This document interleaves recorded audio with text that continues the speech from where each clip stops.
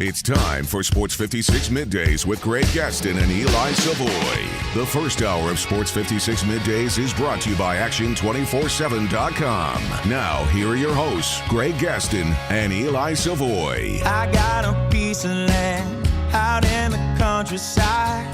Lay back and smell the sun. Warm up the Georgia pie. Feels so good to be taking it easy. Why would I ever leave? 'Cause I know I got some good friends. Good morning, everybody. Welcome in. Time for the Tuesday edition of Sports 56 Middays. Hope your morning is off to a good start. Looks like a nice weather day here for a January 5th. We are, of course, now in 2021. Opened up the new year with our first show of the new year yesterday. Had a great show and looking forward to the next 3 hours here. We got a lot to talk about today on the program. We welcome you in. Greg Gaston, Eli Savoy, Gabe Kuhn. We're in the Family Leisure Studios where family and fun come together. Family Leisure, 2120 Whitten Road, just north of I-40. They got a lot going on right now. They got an early bird pool sale. Get it now. Reserve your installation spot. Beat the summer price increases. And, of course, when you stop by Family Leisure, ask for an official Sports 56 mask while supplies last and wear your mask. The first hour of the program is brought to you by Action247.com. A lot of action tonight on the hardwood as the Memphis Grizzlies will once again play the Los Angeles Lakers, same team they played on Sunday and lost to. LeBron James, Anthony Davis, and company. The Grizzlies 2-4, and they got a busy week. They got the Cavs on Thursday, the Nets on Friday, but we found out that Kevin Durant will not be available for the Nets. He wasn't available the first time they played. Actually was, but they rested him. But he is out because of COVID tracing, so no Kevin Durant on Friday. Of course, no fans to watch these games anywho, as the Grizzlies tonight back in action. The Tigers also on the hardwood tonight as they will play UCF in Orlando. We will talk about that game today. The first of the college basketball net rankings came out. We'll go over that on the program as well. Connor O'Gara will join us at 10:25 to talk college football. We are less than a week away from the national championship game pitting Alabama and Ohio State. And tonight is the Heisman Trophy ceremony. So we'll talk to Connor about all things college football. Jeff Crane from the University of Memphis will join us as he does every Tuesday. That'll be coming up at 11:25. We'll do our 5 favorite songs at 12:05. Today the topic is the word mountain. The word mountain needs to be in the title of your song. You can text in your lists at 67129, First Bank text line. Always available 24/7. And if you're watching us live, you can message us with your lists at Sports56 WHBQ on Twitter, Facebook, YouTube, Periscope, and Instagram. We got a lot from the NFL to get to, including our final NFL Big Three of the season as Week 17 wrapped up on Sunday. We will do that for you a little bit later on in the hour. Plus, we have Humdinger's Trivia and 2.5 questions. It is one full 3-hour show. Eli, how are you today? I am fantastic. Looking out here at the beautiful sunshine. Can't ask for anything more, right? No, I can't. I know you would like it a lot warmer. I would love it a lot warmer. So you could ask for a little bit more. I like some green grass and leaves on the trees and all that good stuff. But hey, I'm not. I've learned not to get too greedy and ask for too much these days. Just happy to be healthy. Look, I know 40 degrees, gray skies, 40 degrees, sunshine is still 40 degrees. However, there's a big difference when the sun is shining and just your frame of mind as opposed to those gray winter days. So today's a beautiful day. Take advantage of it if you can. Get out and get a nice little brisk walk. Nothing wrong with that. Nothing wrong with that during the COVID-19 time where you can get out there and exercise and walk around and get into shape. Of course, that's one of the New Year's resolutions, I'm sure, of a lot of people is to get into shape. So why not take advantage of it today? All right, we got a lot going on. I also love the fact that Joe Judge went after Doug Peterson. We will talk about that on the program today. But we'll begin with basketball. And a busy night tonight for the Grizzlies and for the Tigers. The Grizzlies are in a situation, as you know, Eli, where there's a bunch of injuries. No Jaren Jackson Jr., still no Justice Winslow. John Moran is out, and it's, okay, no fans can go to the games, which is unfortunate. You had the Lakers 2 times in 3 days. The Nets coming in. But as I mentioned, no Kevin Durant. However, they will have Kyrie Irving. I would imagine he'll play this time around. He didn't play the first time around when the Grizzlies won last week in Brooklyn, 116-111 in overtime. But the Grizzlies are in a wait and see, looking for the future. type of mode. The Tigers are you better win now mode. And tonight, they play a UCF team that I thought was pretty good until they lost to USF the other night. But I guess a rivalry game, those things happen. They're 3-3. They're only 1-2 in the conference, though. However, they have wins non-conference over Florida State, not too shabby, and Auburn, the team that beat Memphis. Memphis comes in at 6-4, but they are 2-1 in the conference. They have SMU coming up, the Tigers do. They have Tulsa again coming up, a team that knocked them off already this year. Tonight will be the second game in this new Lion offense that Penny Hardaway has instituted. Didn't show well last time around against USF, but they did get the win. They only scored 58 points, but they did get the win. So two local teams right now in different situations. The Tigers really, really need to get going. The Grizzlies, it's kind of understandable where they are. Well, yeah, I mean, without Ja Morant, I mean, there is not a whole lot you could possibly expect from the Grizzlies. You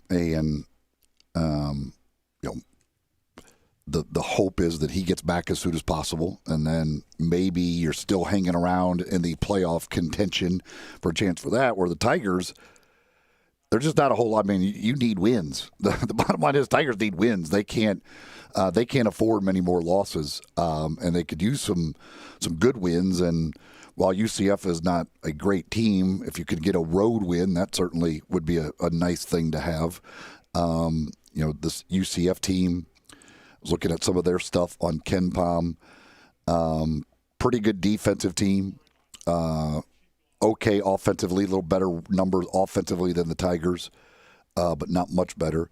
They actually shoot free throws well, which is a rarity in the American Athletic Conference. They're one of the few teams that shoot free throws well, and they actually shoot pretty decent from the three-point line. So they're one of the better shooting teams in the American Athletic Conference, but they, like so many others outside of the Tigers in the conference, like to play at a much slower pace than what the Tigers want to do. So we'll see how that plays out. I'm going to bet Johnny Dawkins was a good free throw shooter during his time at Duke and in the NBA. I have a feeling. But then again, I think Penny was a good free throw shooter, and it doesn't always translate to your players being good free throw shooters. But, yeah, I think this would be a real nice win. UCF is one of the better teams in the conference. It's on the road, so that makes it, a tier 2? They're certainly not it's not a tier 1 win because this is not a ranked team or anything like that. But this is one of the better teams in the conference. Obviously, the ultimate right now is Houston. And after that, it's a toss-up between SMU, UCF, Memphis, Wichita State. Cincinnati's down big time this year. So there's not a lot of opportunities. This is a big, big week or so because you have, as I mentioned, SMU and Tulsa, the rematch, and this game tonight against UCF. Yeah, I don't know where UCF is in the net rankings. That came out, so I'm not sure exactly. They are 74. They are 74. So that would, I can't remember. Road top 75. I think it's a tier 2. Yeah, I think that would be quad 2. I don't remember all those. Or quad 2, right? I got to refresh my memory on those things. But yeah, I mean, again, at this point, the Tigers just can't afford losses. So a win is a win, but yes, a road win over a pretty decent team that already has a couple of quality wins. This would be a nice one to have. Memphis comes in at 96 in the first net rankings. I'll give you some other schools and where they stand after this first initial rankings coming out. Gonzaga, as you would expect, number 1. They're the number 1 team in the nation. Tennessee is number 3. They just picked up their first loss to Alabama over the weekend, but they're number 3. Arkansas is 24. Ole Miss is 62. Mississippi State is 113. Mentioned Memphis is 96. I didn't even write down Kentucky and Duke, but I know they're both over 100, which is shocking. And then in the American Conference, Houston is 8. You have SMU at 37, Wichita State at 61, Tulsa at 66, UCF at 74, and then the Tigers at 96, and some others as well. By the way, it would theoretically it would be a quad 1 win, but the problem is if you beat UCF, they would fall out of the top 75 in all likelihood, so it would not be its quad 1 win. It would drop to a quad 2 win. So a quad win is the top 75 team. Top 75 road. If it's on the road, it goes up to 75. Okay. So it'll be interesting to see what Penny does with not only his starting lineup, but the minutes played and the rotation. He's going to play the bulk of the players. We know that he played 11 in the game against USF, the last game they played. And then, of course, Ahmad Rand was the odd man out, and he entered the transfer portal. That's the way it is in this day and age. No matter what sport it is, if all of a sudden you see the writing on the wall, you're out. There's not even a hesitation anymore. So Rand's gone. You have these 11 guys. I don't know if he's going to go any thinner as far as the rotation. It seems like he should, but who am I to say? Although I do have a platform to say it, I don't think he'll do it. The real question is, because of the game that Lomax had, will all of a sudden Alex Lomax be inserted into the starting lineup? Will you see Alex Lomax go for 28 minutes tonight? I don't think so. I would think that they're going to stay with that same starting lineup, but that's just a guess. I mean, it's almost like he was waiting for this type of performance, not because he just wants to show people or tell people, because I don't think he's vindictive that way, Penny, but I think he wants to show that he knows Lomax better than everybody else, and that these types of games are there. They're there. We just haven't seen as many. And now that we've seen that game, that he's able to go, well, look, this is more of what we expect from him. So we can go ahead and put him in the lineup. Or we can play him the bulk of the minutes at the point guard position. We all know, and whether it's Alex or Boogie or Ball or whoever's playing point, that's been the problem. That's been the problem since Jeremiah Martin was running the show for Memphis, that they haven't had stability at that position. That's the difference in this team. The thing with that, I think that there's a good chance you're probably going to see Lomax, at the end of games, whether he puts it back into the starting lineup, I wouldn't think so, but he very well could. But I do think especially in close games, in the crunch time minutes, he wants a true point guard out there, and so I think that's where you would. I think the tendency there is to kind of lean on Lomax a little more. All right, switching gears to the NFL. Obviously, we have the wild card weekend coming up with 3 games Saturday, 3 games Sunday. In the meantime, the Giants are still upset at what happened Sunday night in Philadelphia between Washington and the Eagles. And Joe Judge, the head coach of the Giants, came out and went on a tirade, basically, about the Eagles and Peterson, saying, we will never disrespect the game like the Eagles. Sal Paolantonio, who covers the NFL for ESPN with an emphasis on Philly, that's where he's from, called on I think he was on Dan Patrick's radio show, called for an NFL investigation of the Eagles. And when Patrick said, are you kidding? He said, no, I'm serious. He's called for an investigation of the Eagles. Joe Judge goes off on Doug Peterson and the Eagles. Of course, everybody else and their mom comes out of the woodwork on social media and says, well, if you wanted to win the division, Giants, you have to win more than 6 games. Okay, I understand that. But they had a chance Sunday night if Philadelphia won the game. Now, if Jalen Hurts continued to play and they didn't pull him for Sudfeld, doesn't mean they automatically were going to win that game, but it gave them the best opportunity. So people are still upset, and they're upset at what Peterson said afterwards, that they were trying to win the football game. And he said, look, I had this guy in, I had this guy in. He's naming starters that he had in the game. Well, you're telling me that Sudfeld gave you the best chance to win that game? No, I know. They said earlier in the week that they were going to play the guy because they want to see what they have in him. I can tell you what you have in him. Nothing. So I like what Joe Judge did. Usually they take the high road. Usually. Normally. Not always. He didn't take the high road. Well, As I said, I don't understand Doug Peterson, and I really don't understand when you say you're coaching to win. To me, just be honest and be like, look, this was our plan. We were going to do this, and that's it. It's not our responsibility to go out and beat them in order for somebody else to make the playoffs or whatever. We're doing what we want to do as a franchise, and that's it. So I don't lie and basically patronize people by saying you're coaching to win a game when clearly you weren't. So that's why I don't understand that part of it. But Joe Judge, I mean, goodness gracious. An investigation into what? What are we investigating? I don't know. I didn't hear the whole interview with Sal Pal. I just saw the quote. What's there to investigate? They played Nate Tudfeld. What they are we purposely investigating? I know, because you can't say you threw the game. You were losing the game with Jalen Hurts. Yeah, it's like that. So, but is it? I mean, are they Is he talking about investigating that they threw the game because they wanted to be in a better position for the draft? And is that against the rules? Throwing the game would be, but we're not talking about Joey Buttafuoco came in here and paid off the guy under the table or something. This is not a mob deal gone bad. So I don't know what you're right. I don't know what they're investigating. I mean, here. that's ridiculous.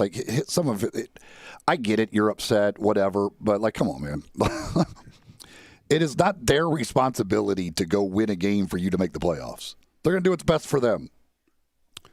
Well, yes, but there are a lot of instances. And you did go 6-10 for goodness sake. You went 6-10.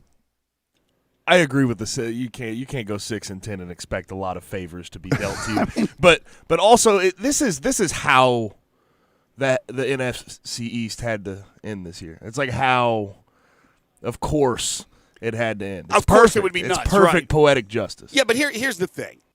There were teams, including my Colts, who had to depend on somebody else losing and them winning to get into the playoffs. So that happens all the time, that you're going to need help from some teams to get into the postseason. And we could sit here and say that, yeah, they were 6-10. They should have won more games. Okay, yeah, obviously they should have won more games. They wouldn't have been in this position. But when it came down to Sunday, they had to win, the Giants, which they did, and they had to hope that they got some help from Philadelphia. So it came down to, forget about what happened earlier in the year. It came down to that situation. And for a while there, it was as competitive as could be. In fact, it was a one-score game, and it ended a one-score game. And what they're saying is, come on, man. You pulled the guy that could have helped that team win and put in a guy that gave you no chance to win. Something's not kosher about that. That's what they're saying. Again, is it illegal? I don't know. But it's not illegal. Right, so I don't know what Sal Pal, who's a well-respected journalist, is saying. But as far as Joe Judge and the players that were on social media, I have no problem with that. It just lights more of the fire between these rivals in the NFC East. Some of the best rivalries in the history of the game. It just heats it up for more for next season. But I'm glad Judge said that. I'm glad. I mean, Peterson sounded like an idiot after the game, saying he played to win, because everybody knows he did not. He did not. All right. He did not. But I still get it. You're upset. But to call for investigations and say they're disrespecting the game and all this stuff, I can't get on board with that. I mean, you had 10 opportunities to take it out of their hands, and you couldn't do it. I hear you. A couple of college football notes. Then after the break, we will talk more college football with our friend Connor O'Gara. Tennessee, according to Blake Topmeyer, will collect a buyout from departed offensive line coach Will Friend for leaving his contract about a month early for the same job at South Carolina. He's joined Shane Beamer's staff. He said sometimes Tennessee collects buyouts from assistants who leave early, and other times it waives the buyout. So I guess it depends on the mood they're in that day, whether or not they want that money back from that assistant coach. Also, the University of Memphis, according to reports, have filled their void after Pete Lembo, their terrific special teams coach, left to go to the aforementioned South Carolina as an associate head coach. Drew Svoboda, who spent the last 3 seasons at Rice, is the new special teams coach, according to reports, and did a pretty good job with the Rice Owls with their special teams. So welcome aboard. He coached their kicker into the triple doink. Oh, that was him. The old triple doink. That was the Rice kicker, right? I don't remember. I remember the triple doink. I couldn't have told you what school. I know it was a Rice game. I think it was Rice that was that was the Rice kicker that kicked that. Also, Terry Wilson, Kentucky quarterback. Terry Wilson's got to be, 40 now? 4041. Anyway, he's entering the transfer portal, so he will look for another destination or a new destination for his one final season. Somebody texted on the First Bank text line, said, the Giants already got help from McCarthy. They shouldn't expect help from every team. That's pretty good. True statement. That's pretty good. Pinnacle Roofing and Restoration for all your roofing and home repair needs. Call Brandon McCullough at 901-438-5084. Go online to newroofmemphis.com.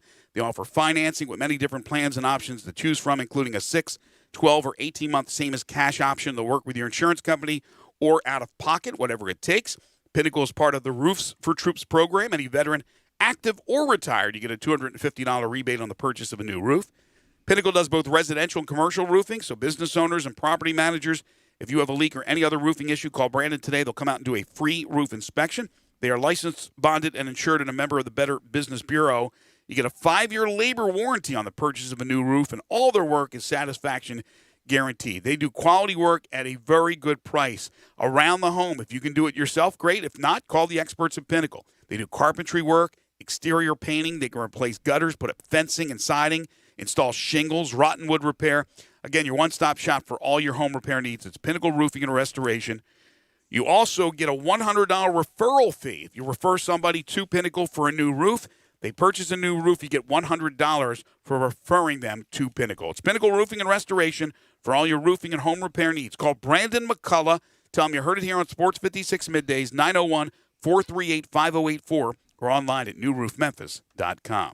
Coming up, Connor O'Gara on college football. This is Sports 56 Middays. Listen online anywhere, anytime at sports56whbq.com. I almost never go to Central Barbecue without running into somebody I know. That could be because you only eat at Central Barbecue. It's because Central Barbecue is where Memphians go to get barbecue and has consistently been voted the most popular barbecue restaurant among locals. Actually, that's really saying something. I know. Memphis is the nation's capital of barbecue. With all the choices, people who live here go to Central Barbecue. They do get their share of tourists. Sure, because Central Barbecue has been mentioned on TV and in tons of national publications. You know why? Because of the great food? Because those TV shows and magazines look for the place where the locals go, and that, my friend, is Central Barbecue. Whether you're a pro on the job site or managing properties, clean and safe is your #1 priority. And Lowe's has the pro-grade cleaning supplies you need. We go beyond the basics, bringing you commercial cleaning from top brands like Clorox, Zep, and Rubbermaid. And in larger sizes, so you can take on any cleaning job, knowing you have the quantity you need.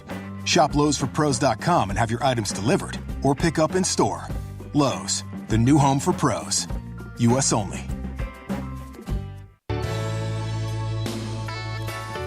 Listen Sundays at 11 a.m. to join Idlewild Presbyterian Church for worship.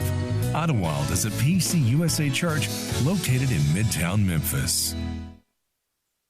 We are real sports talk. Sports 56 WHBQ. Available on your radio dial at 560 AM, 98.5 FM, and 96.1 FM. As well as online around the world at sports56whbq.com. Take us with you everywhere on your phone or tablet by downloading the Sports 56 app. And at home, tell Google or Alexa to play Sports 56. Wherever you are, stay tuned to real sports talk. Sports 56, 98.5, and 96.1.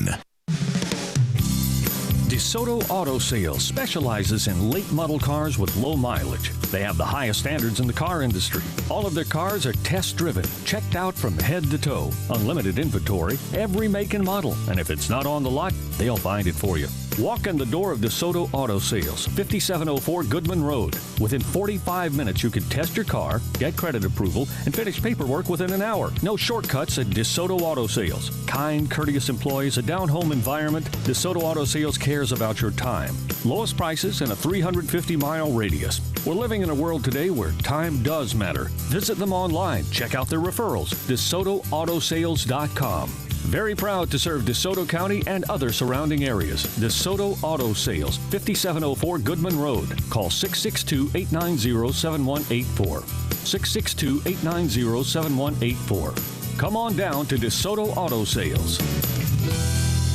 Got something you want to get off your chest? You better have a backup plan. Want to join the conversation? Someone needs to tell him he has to grow up. Join us on the First Bank phone lines at 360-8255 or the First Bank text line at 67129. Now, back to Sports 56 Middays. This hour is brought to you by Action247.com. Here once again are Greg Gaston and Eli Savoy.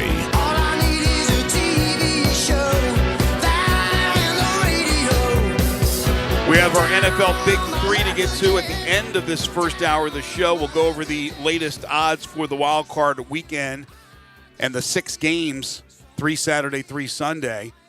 This is interesting. After going through an entire season without a canceled game, which is just incredible with the NFL, and I don't see that happening this weekend at this point. However, according to reports, the Browns have some more issues with COVID-19. 3 coaches, including head coach Kevin Stefanski, and 2 players have tested positive for the virus.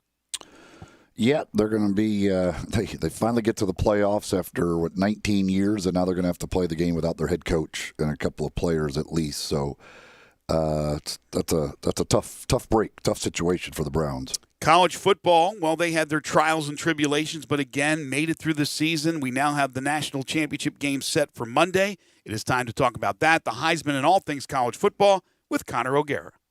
It's time to talk some SEC and college football on Sports 56 Middays. Joining Greg and Eli is Connor O'Gara from SaturdayDownSouth.com. Now, here's Connor with Greg and Eli.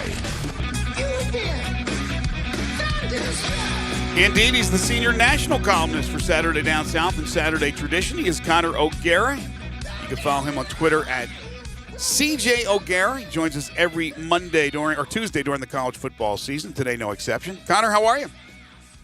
Guys, I'm doing well. You know, Greg, I got a bone to pick. Where do you want to start today? Do you want to start with your hatred of Bloomin' Onion, or do you want to start with your hatred of Texas A&M and tweeting in the middle of that game when it wasn't over, oh, A&M not worthy of a playoff berth? No, I didn't say that. I said what I said First about. of all, not liking the Bloomin' Onion is a disgrace. Well, we'll get to that in a Seriously. second. What I said, I'm trying to remember now. I tweet so much with Texas A&M. I said this is the number 5 team.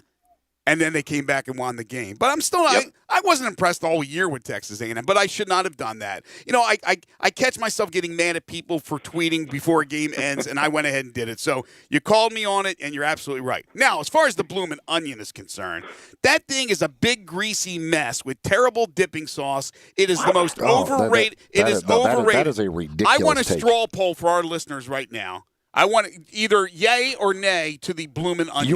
You want to find out if people like a big pile of grease? I'm going to tell you they do. Well, yeah, it is the South, so Greg, I think there's going to be a lot of yeses. Yeah, Greg, we've been in a pandemic for the last 9 months, right? Mm-hmm. I have an Outback Steakhouse that is by my house, and no matter what time of day, no matter how deep into this pandemic we have been, that Outback Steakhouse has been filled. And let me tell you, it's not for some shrimp on the Barbie. It's not for some coconut shrimp. It is because people love that Bloomin' Onion. And if you don't believe that, that's just about as un-American as it gets. Yeah, it's for a cheap steak. Come on. And if you go in there, if you go to Outback and don't get the Bloomin' Onion, well, I don't even know what the hell you're going there for. Like that's just ridiculous.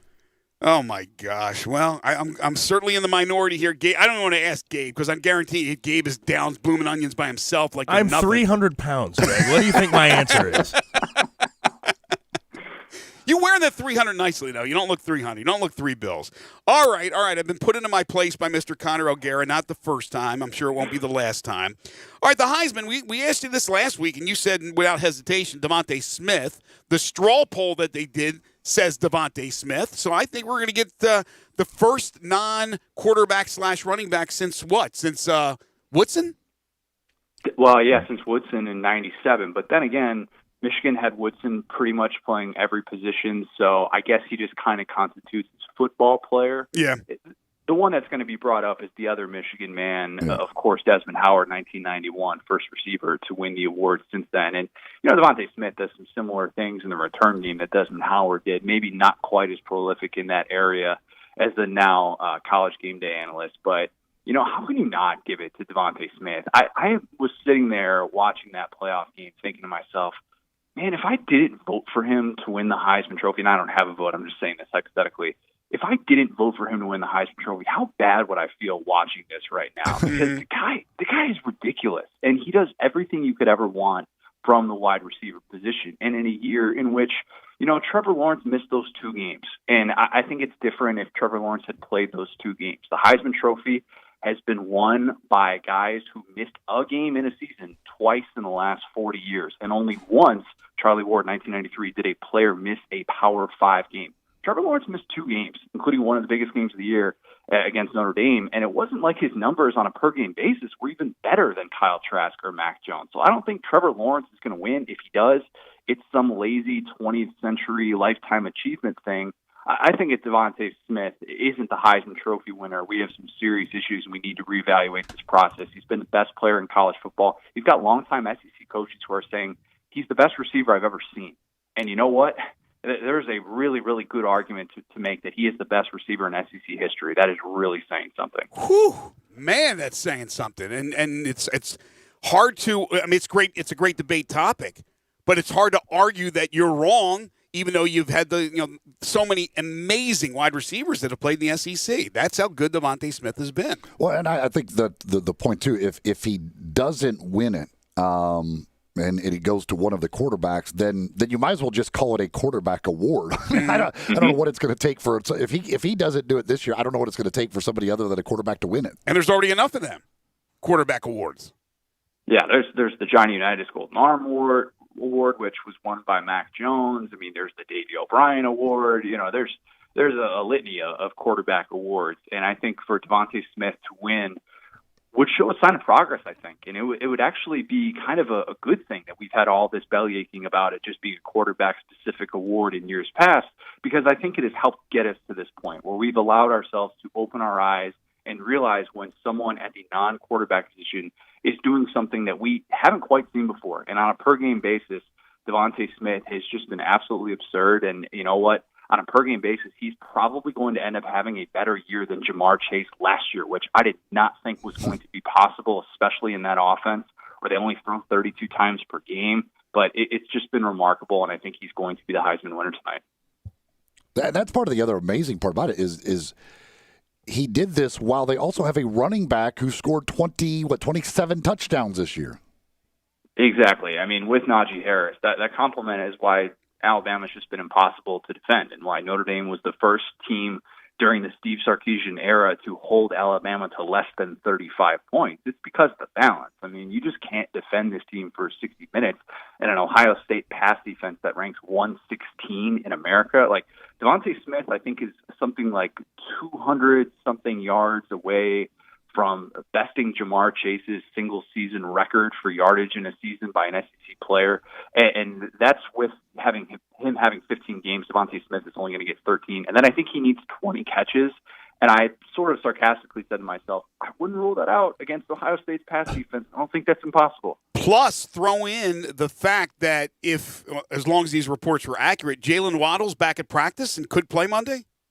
I mean, I would not rule that out. And even if he is at 75% or less than that, 75% of Jalen Waddle is still really good. I think that Alabama would take that all day, just with what he's able to do over the middle of the field. This is setting up to be a really, really juicy matchup, I think, for the Alabama passing offense. When Ohio State, we're going to talk a lot about the Buckeyes this week and what they discovered in that really impressive game against Clemson, but Trevor Lawrence threw for 400 yards in that game. Ohio State's pass defense has just been terrible this year, and this is still setting up really well for Mac Jones and company, who have had such a high floor in the passing game this year. And then if you add in Jalen Waddle, oh boy, it's going to be a track meet in a hurry. How surprised were you by what Ohio State did to Clemson? Incredibly. And I came on the show and I said, look, guys, I'm picking Clemson to win this game. I think Clemson should be able to cover.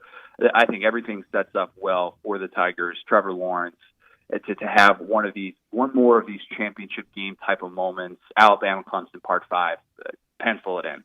But I did say if there's one thing that's holding me back from going all in and saying bet the farm on this, it's Justin Fields being the number 2 to Trevor Lawrence's number 1. And that game kind of looked like he had enough of that. Mm-hmm. And it was an everything in the tank sort of game for Ohio State, a team that, in my opinion, hasn't played with that type of upside on the offensive side of the ball against a team that good, maybe since 2014. I mean, really, that's how good of a performance it was. And I think that this Ohio State team has that balance that Alabama has. We're talking about an All-American running back and possibly a Heisman Trophy winner at the receiver position. Ohio State, when it has Chris Olave out there, which it did not for the Big Ten championship against Northwestern because he had COVID, it is scary, folks. It is scary when Justin Fields is able to throw 65 yards downfield with a rib injury, and then they're able to hand it off to Trey Sermon, and he's able to go crazy like he is. Man, that formula is diabolical. And even a great defensive line like Brent Venables can't do anything in game to be able to figure it out. I think that this is an Ohio State team that left it all out there against Clemson, and given what they went through last year in that semifinal game, and then some of the build up with Dabo putting them at number 11 beforehand, that felt like a everything we have to give type of game. That'd be the only thing that would make me kind of question if they can continue that into obviously a really, really difficult match against Alabama. Do you buy into the whole freshness theory that they're the fresher team because they played less teams? Yeah, or less games? I think there's something to be said for that. And I think that if Alabama loses this game, you're going to see that a lot more.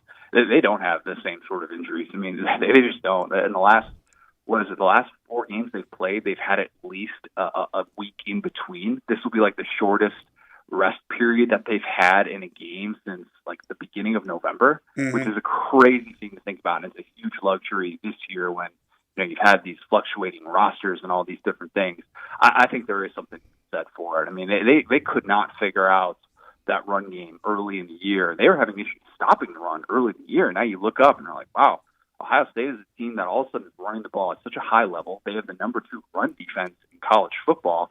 They look like a fresh team who is hitting its midseason stride. And when you realize that, oh yeah, they've played 5 less games in Alabama, it sort of makes sense. But at the same time, that can't be an excuse. That can't be an excuse in an all-for-nothing type of game like this when both teams have the same time to be able to prepare. If Alabama loses this game, I'm not just going to point at the rest and say that was the only reason that Ohio State won. Ohio State's an extremely talented football team who's capable, as we saw, of playing with anyone for 60 minutes. So do you expect Alabama to win? If I'm picking today, yeah. I would take Alabama to win and Ohio State to cover probably, if that spread stays at like 6.5. I just think this Alabama team, right now, they have so few ways in which they can actually be vulnerable in a game. And I think that you need to be able to stretch the field, which Ohio State can obviously do. That is not in question. Chris Olave and Garrett Wilson, those two right there are going to put a lot of pressure on this Alabama secondary, much like we saw against Florida, much like we saw against Ole Miss. Ohio State's going to be able to score some points. I have no doubt about that. But how is Ohio State going to stop Alabama? That's what I keep coming back to. Despite the fact that they have that number 2 run defense, Najee Harris has been pretty much matchup proof when it comes to these matchups. And Notre Dame had a top 20 run defense. He ran all over them and hurdled all over them. I think that you've seen Najee Harris in the past be involved in so many different ways that can be the difference in a game like this. And I don't know how Ohio State's getting stops. I really don't. It's pretty bad when their best defensive player in their secondary, Clemson, is attacking him. Strong way, they attack him the entire game, and they say, oh, he plays with too much of a cushion. We can attack him on the outside. That's what Alabama does. That's what Steve Sarkisian does. So I would take Alabama to be able to take advantage of that matchup. High-scoring national championship. Maybe it'll feel a little bit like some of those Deshaun Watson versus Alabama type of games, but I would ultimately take Alabama to win a really close down-to-the-wire game. What is the biggest difference between Alabama last season and this season? And I know there's a different quarterback, but they had a great quarterback last year too. Last year they don't make the playoff. This year they're the odds-on favorite to win the national championship. What's the difference? I think part of the difference is I think defensively they're a little bit different in that I think they can get pressure with only bringing 3. With having Christian Barmore back, basically since he's been healthy, which was kind of after the Ole Miss game, that's the difference right there. There's not a better interior pass rusher in all of college football than Christian Barmore.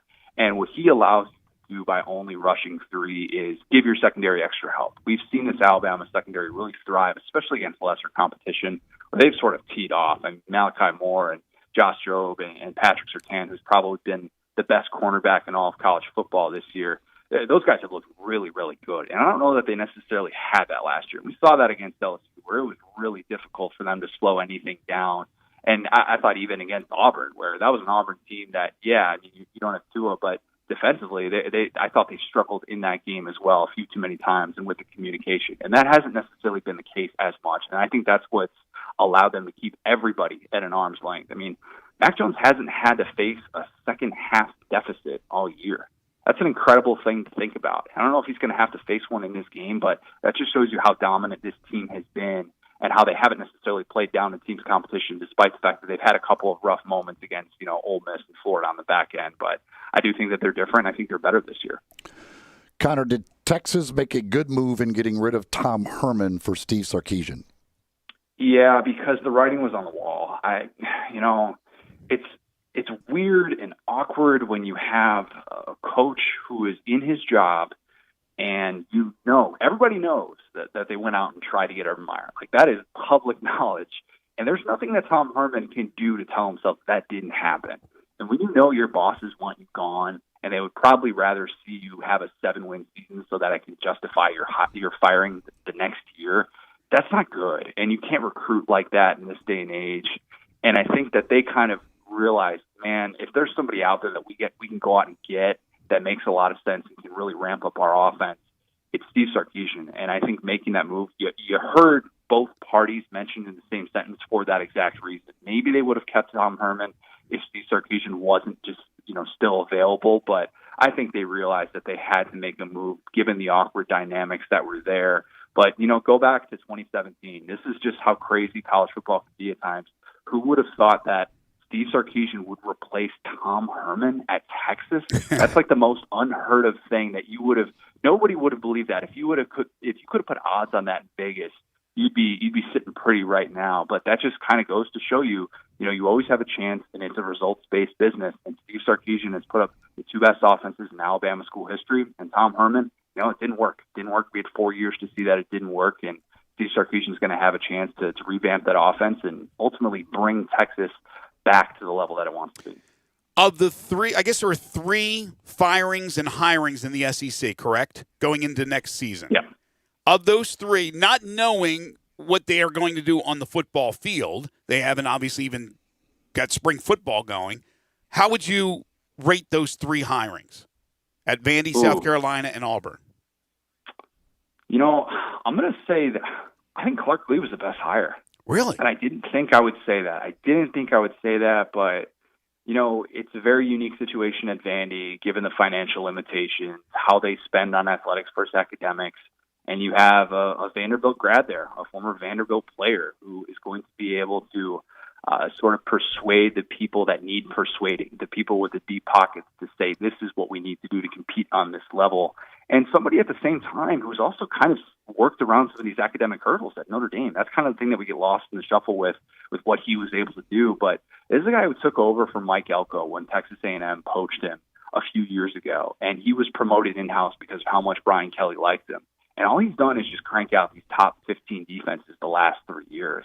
And yes, everybody's going with the offensive-minded coach, but we were talking about Vandy and saying they kind of have to zag, right? They kind of have to do something a little bit different. People were talking about triple option coach for them. But I think that Clark Lee is a great fit because I think he elevates your defensive floor so much more. He's going to give you a much better chance to kind of stay in these games. So I'm going to say Clark Lee, while admittedly I'm high on Shane Beamer as a player's coach at South Carolina. Brian Harsin, 22 of the last 25 years he has spent at Boise State. The SEC is a different ball game, as we know, and just recruiting is going to be the big question that he has to answer in building up that staff. But yeah, as of right now, I'll take Clark Lee as the guy that I kind of thought to myself, yeah, that makes the most sense. It feels like they really got a winner there. All right, enjoy your bloomin' onions this week. We'll talk to you next Tuesday. The national championship game will have been played, and we'll wrap up the college football season with you. Thanks, Connor, as always. Sounds good. Appreciate it, guys. Take care. That's Connor O'Gara. You can follow him on Twitter at CJ O'Gara. By the way, the winner, obviously, because people are smart, not one person agrees with you on anything. On the bloomin' onion? Saying the bloomin' onion is a bad thing. I don't know. I don't even understand where that comes from. I didn't think it would go in my Are you in just my not favor. an onion guy? Is that like No, I love onions. It's greasy. It's just not good. It's not like an onion ring. It's not a good onion. A good onion ring is really top notch. That is just greasy crap. And the stuff you dip it in is terrible. You're out of your mind, that is crazy. man. But the best text that came in said, I've taken a shower and used a bloomin' onion as a loofah. It's the best appetizer on earth. Oh my God! I don't. You are literally the only person I've ever heard say anything bad about the bloomin' onion. Really? Wow. Well, guys, again, like you are accurate in that it is just a greasy thing, but that's what makes it delicious. Okay. And the dipping sauce is what I don't understand how you're bad mouthing the dipping sauce either. I've heard of people being indifferent about the Bloomin' Onion, but to be against the Bloomin' Onion, I don't know. I don't know where you get off. I will say this: I have never been to Outback and not had the Bloomin' Onion. You have to get it. Like it's a standard operating procedure when you walk in the place. You should always get the Bloomin' Onion because it is absolutely the highlight of the trip. No, the highlight is first of all the bread that you get with the honey butter that you put on there. That's great. Number two, the salads that you get that come with the meal are terrific. And I go with the tangy tomato dressing. I think. Do you hate tomatoes? Eli, no, somebody. I love okay, tomatoes. You love tomatoes. All right. There's a lot of things he hates. I just can't remember them all. Tangy tomato dressing is the best. Bloomin' Onion certainly ain't and one of them. And the steak that you get is delicious. So I love Outback. I just don't like the Bloomin' Onion. You're talking about the salad versus the Bloomin' Onion. Come on, this is ridiculous. We don't want to get rickets, my friend. This is blasphemy at this point. I don't even understand what we are talking about. We're talking about how good the salad is. We're talking about practice compared to the Bloomin' Onion. We're talking about appetizers. Appetizers. That is not the meal, not the entree. Appetizers. This is kooky talk is what this is. Action247.com brings you this hour of the program, the website from Tennesseans for Tennesseans. It's locally owned and operated by Tennesseans. Action247.com, the website. Download the app on your phone. You could be betting. You can make sure your first time you deposit, you use the promo code WHBQ100, all capitals in that WHBQ, and they match your deposit up to $100.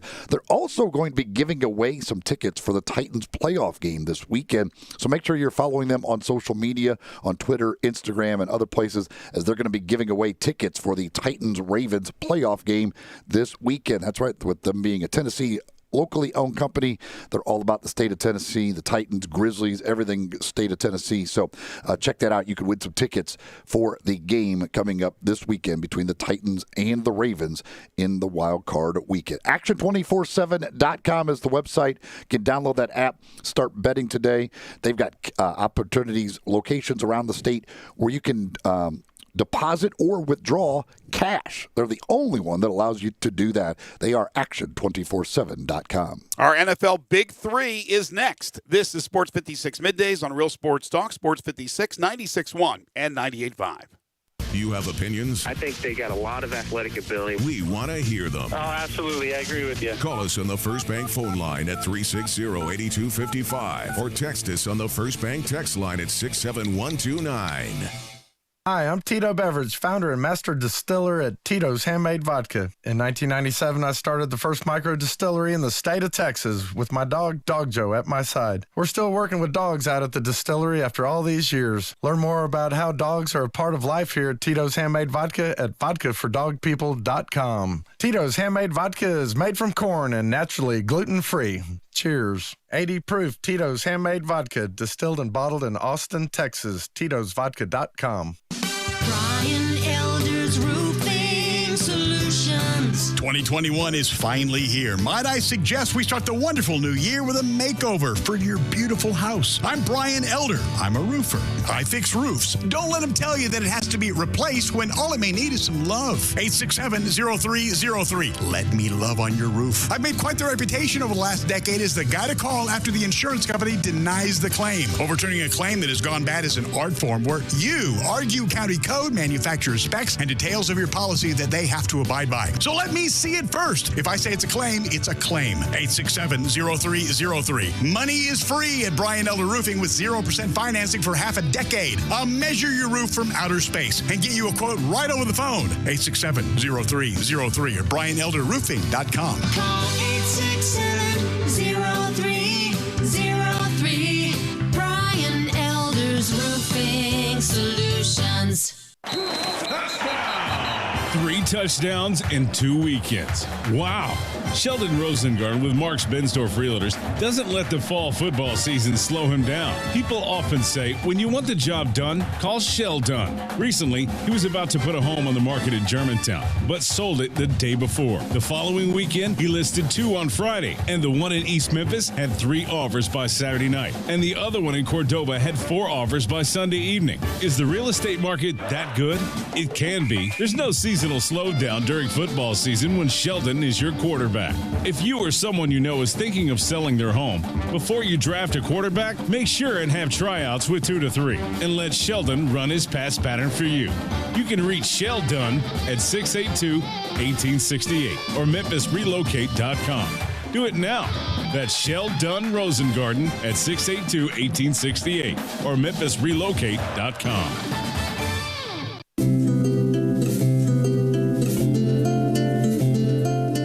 I'm a big fan of Town Village, and there is always something to do year-round. Nestled in the heart of East Memphis, located corner of Park and Cherry, is a beautiful residential neighborhood. Looking for a great place to retire, but you still have a very active lifestyle? Then visit Town Village. Only requirements that you're 55 plus. Prices per month starting at $24.50. The Gourmet Chef welcomes you to visit our restaurant and bistro. Package includes 3 complimentary meals per day, maid service, free local transportation, monthly coffee club, theme dinner parties, lots of fun. Visit us and call Daniel or Bo at Town Village Audubon Park at 901-374-7342. There's no place like home. Town Village Audubon Park.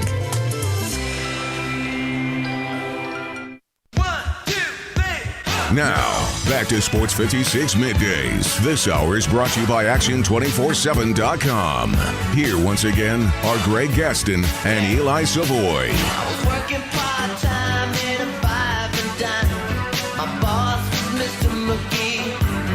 Welcome back, everybody. Final segment here in hour number 1. Coming up in hour 2, we'll talk University of Memphis athletics with Jeff Crane at 11:25.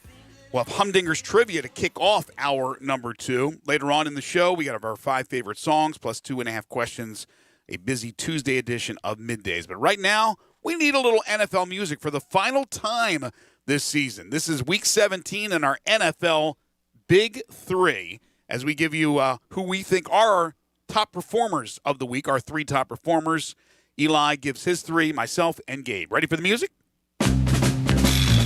Gabe, we're going to start with you, and then we'll go Eli and then me. Sounds good. I'll lead it off. And I start with Kirk Cousins of the Vikings. In a very, very tight win over the Lions. I know that game had a disgusting roughing the passer call. I don't want to talk about that, though. But he threw for 405 yards and 3 TDs, Kirk Cousins did. But I'm certainly thinking that Vikings fans would rather him do that in a primetime game against good teams, and they certainly would want him to do that in a game that matters. This one didn't matter. Vikings end up 7-9, but 405 and 3 TDs for Kirk Cousins. I'll call it a good day at the office. My second one, Antonio Brown. The Bucs win 44-27 over the Falcons, and obviously Tom Brady had a really, really good day. But Tom Brady helped him out at the end of that game, giving him 2 extra pop pass receptions to get him a $250K bonus.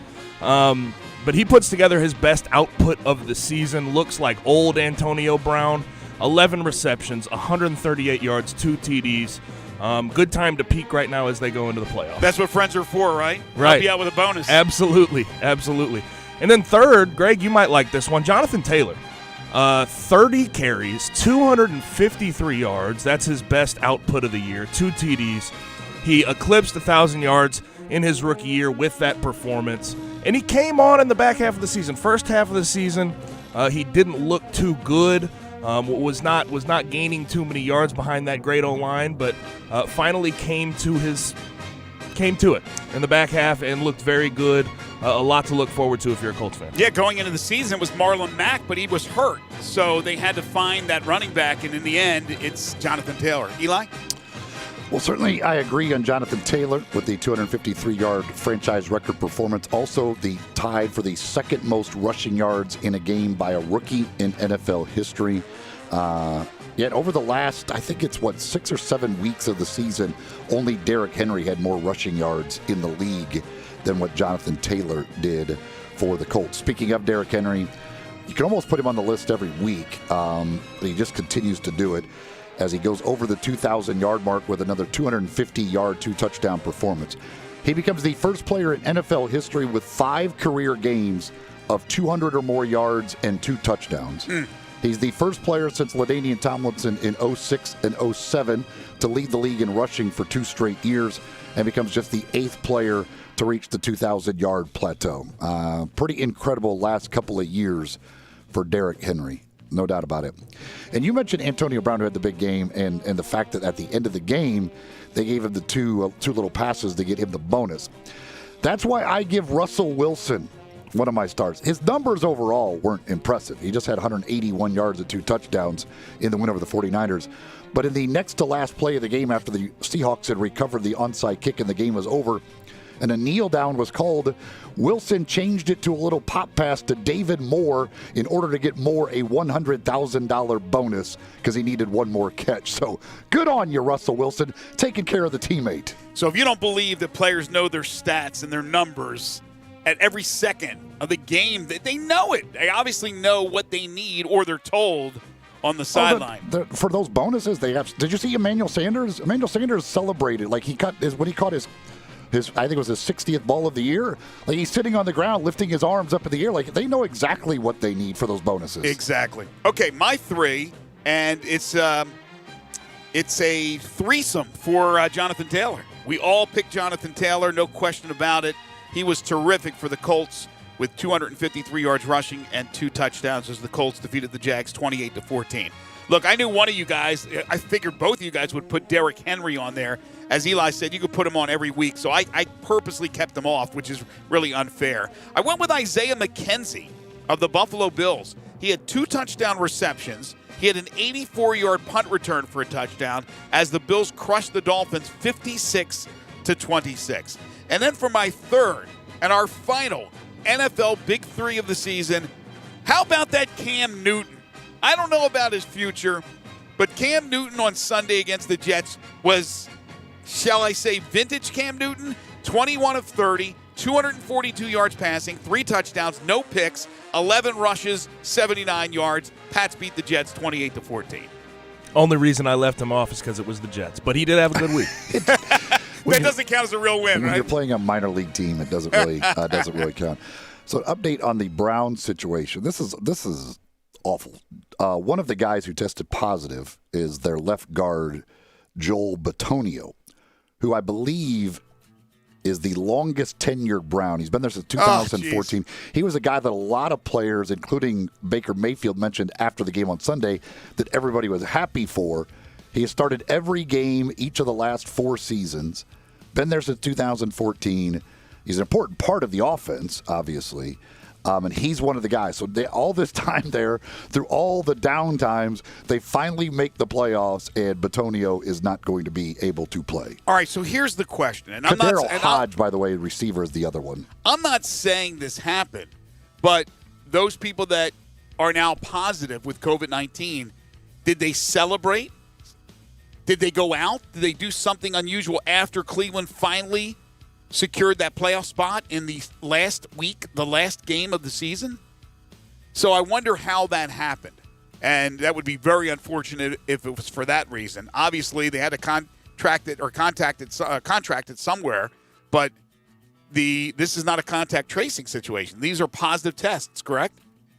Yeah, those are the 2 guys who tested positive, and along with Stefanski and 2 other coaches. Obviously, the issues last week could be a factor in regards to... Right, because Cleveland had the issues even beforehand. You're right. You don't know how long this stuff lingers. All right, hour 2 of the program, we will have our Humdinger's Trivia, so a chance to win a gift card to one of the finest restaurants in East Memphis, or in Memphis in general, but it's in East Memphis. Great, healthy food for you. No bloomin' onions, as far as I know, at Humdinger's. And then Jeff Crane will join us from the University of Memphis. We'll talk more basketball in hour number 2 as well. Once again, the Grizzlies hosting the Lakers, the Tigers on the road against UCF. This is Middays on Real Sports Talk, Sports 56, 96.1 and 98.5.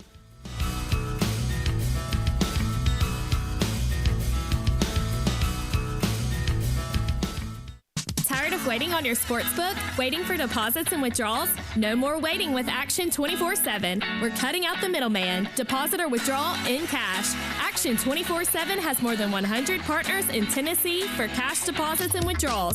Visit action247.com for a location. Cash deposits and withdrawals from your Tennessee sportsbook. Action247.com. You got action. Must be 21 or older and in Tennessee. For problem gambling support, call 800-889-9789.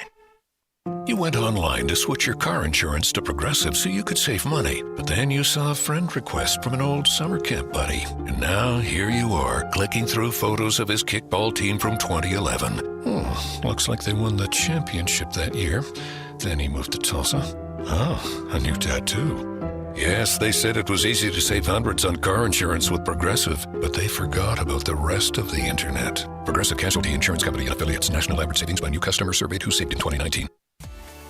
At Jason's Deli, when you're dining in or picking up curbside, you can expect wholesome food and no surprises, just delicious sandwiches, crisp salads, and quick quality meals made with the freshest ingredients and no artificial trans fats, MSG, high fructose corn syrup, or artificial colors and dyes. Around here, a lot of thought goes into what we put into our food and what we take out of it, because you're not just taking a bite, you're getting a taste of who we are. New items are constantly being created to expand our menu for all tastes and special diets with vegan and gluten-free options available. Convenience and on-time delivery you can count on. It's just a click away at jasonsdeli.com, so whether you need to feed 5 people or 5,000, the team at Jason's Deli, they have the credentials and the commitment to keep you satisfied. Freshness is nearby at Jason's Deli with locations at Ridgeway in the Park Place Center, Poplar and Highland, Germantown Road in Cordova, and on Goodman Road in Olive Branch. Jason's Deli. It's wholesome food and no surprises.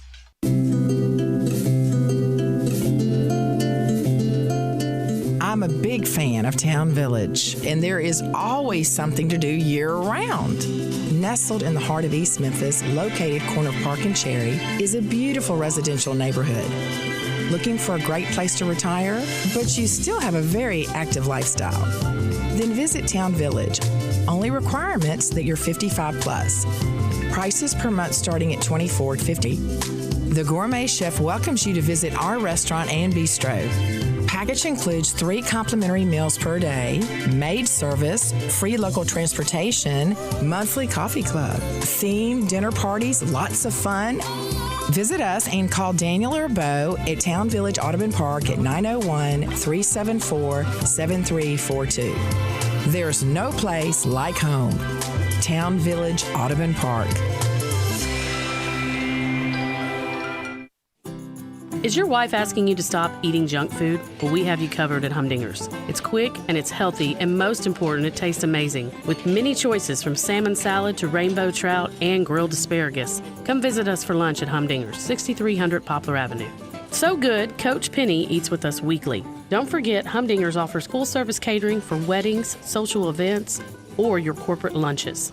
You can call 901-260-8292 to find out more. We are real sports talk. Sports 56 WHBQ. Available on your radio dial at 560 AM, 98.5 FM, and 96.1 FM. As well as online around the world at sports56WHBQ.com. Take us with you everywhere on your phone or tablet by downloading the Sports 56 app. And at home, tell Google or Alexa to play Sports 56. Wherever you are, stay tuned to real sports talk. Sports 56, 98.5, and 96.1. We are Sports 56 WHBQ Memphis, W253DF Memphis, and WIVG Tunica Memphis. Flynn Broadcasting Stations. Now, back to Sports 56 Middays. This hour of Sports 56 Middays is brought to you by James Gaddis Jewelers at 4900 Poplar. Here once again are Greg Gaston and Eli Savoy.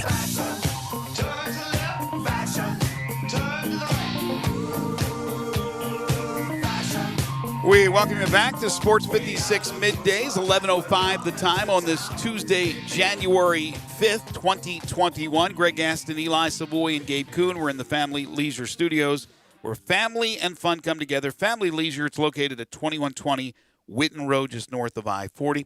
Also, the second hour of the program brought to you by our friends at James Gaddis Jewelers, 4900 Poplar Avenue. between Mendenhall and St. Elmo, on the web at gaddisjewelers.com. Phone number is 901-767-9648. Your bridal, engagement, and anniversary jeweler headquarters. They've been serving Memphians and Mid-Southerners for over 23 years in that same location. James is a master jeweler, certified appraiser, diamondologist, and graded by the Gemologist Institute of America. I can guarantee you're going to find something for a loved one in your life. James Gaddis Jewelers, 4900 Poplar Avenue. By the way, Greg, somebody texted and asked if you like the onion loaf at Corky's. Yes. But I haven't, I got to be honest with you. I've only had like a piece of, like I didn't buy the loaf and just start ripping it apart. Like somebody had given me a little piece of what they had bought, and I liked it. I enjoyed it. I know it's very similar, but it didn't have, it doesn't have the grease I think that it does at at Outback, and it doesn't have that sauce that you dip in. So I dipped it. I think I dipped it in the ketchup. I think most would argue those two things make it better. Maybe. Yes. Maybe. Exactly. Look, I told you I was going to be in the minority, but I don't like it. It's not one of my favorite apps out there. I'm not saying it's not just a minority. You are on an island by yourself. It looks like I may be. You are the only. You are a one and only. It is time for our Humdinger's trivia. There's no onion loaf or nothing like that over at Humdinger's, but they've got a lot of great items to choose from, of course, on their great menu, which you can see at humdingersrestaurant.com. And, of course, today being Tuesday, it's Taco Tuesday. That means the chicken and fish tacos are just $2 each all day long at Humdinger's. But if you're not going for the tacos, of course, you can choose any one of the great grilled fish options, from the ahi tuna steak, the tilapia, salmon, rainbow trout, mahi-mahi. Maybe you throw in a skewer of grilled shrimp with it as well. They've got the crispy fish, the crab cakes. You can get just the double shrimp basket, or if you just want the Humdinger shrimp for the meal, you can do that. Chicken items for you. They've got salads. They've got sandwiches. They've got so many great things to choose from over at Humdinger's, which is at Poplar and Massey, the shopping center there, Poplar and Massey. That's where you'll find Humdinger's with all these great items, a lot of healthy items, all very inexpensive. And again, today, especially the tacos, extremely inexpensive. The winner of our Humdinger's trivia gets a $25 gift certificate to Humdinger's. That'll get you a lot of tacos over there on Taco Tuesday. That's for sure. All you got to do is answer via text at 67129, 67129, the First Bank text line. If you have never signed up to be one of our texters, you do need to do that first. All you do is you text 56JOIN to 67129. 56JOIN. Text that to 67129. You'll get a little automated response letting you know that you're all signed up and ready to go. And then you can text us or any of the shows anytime.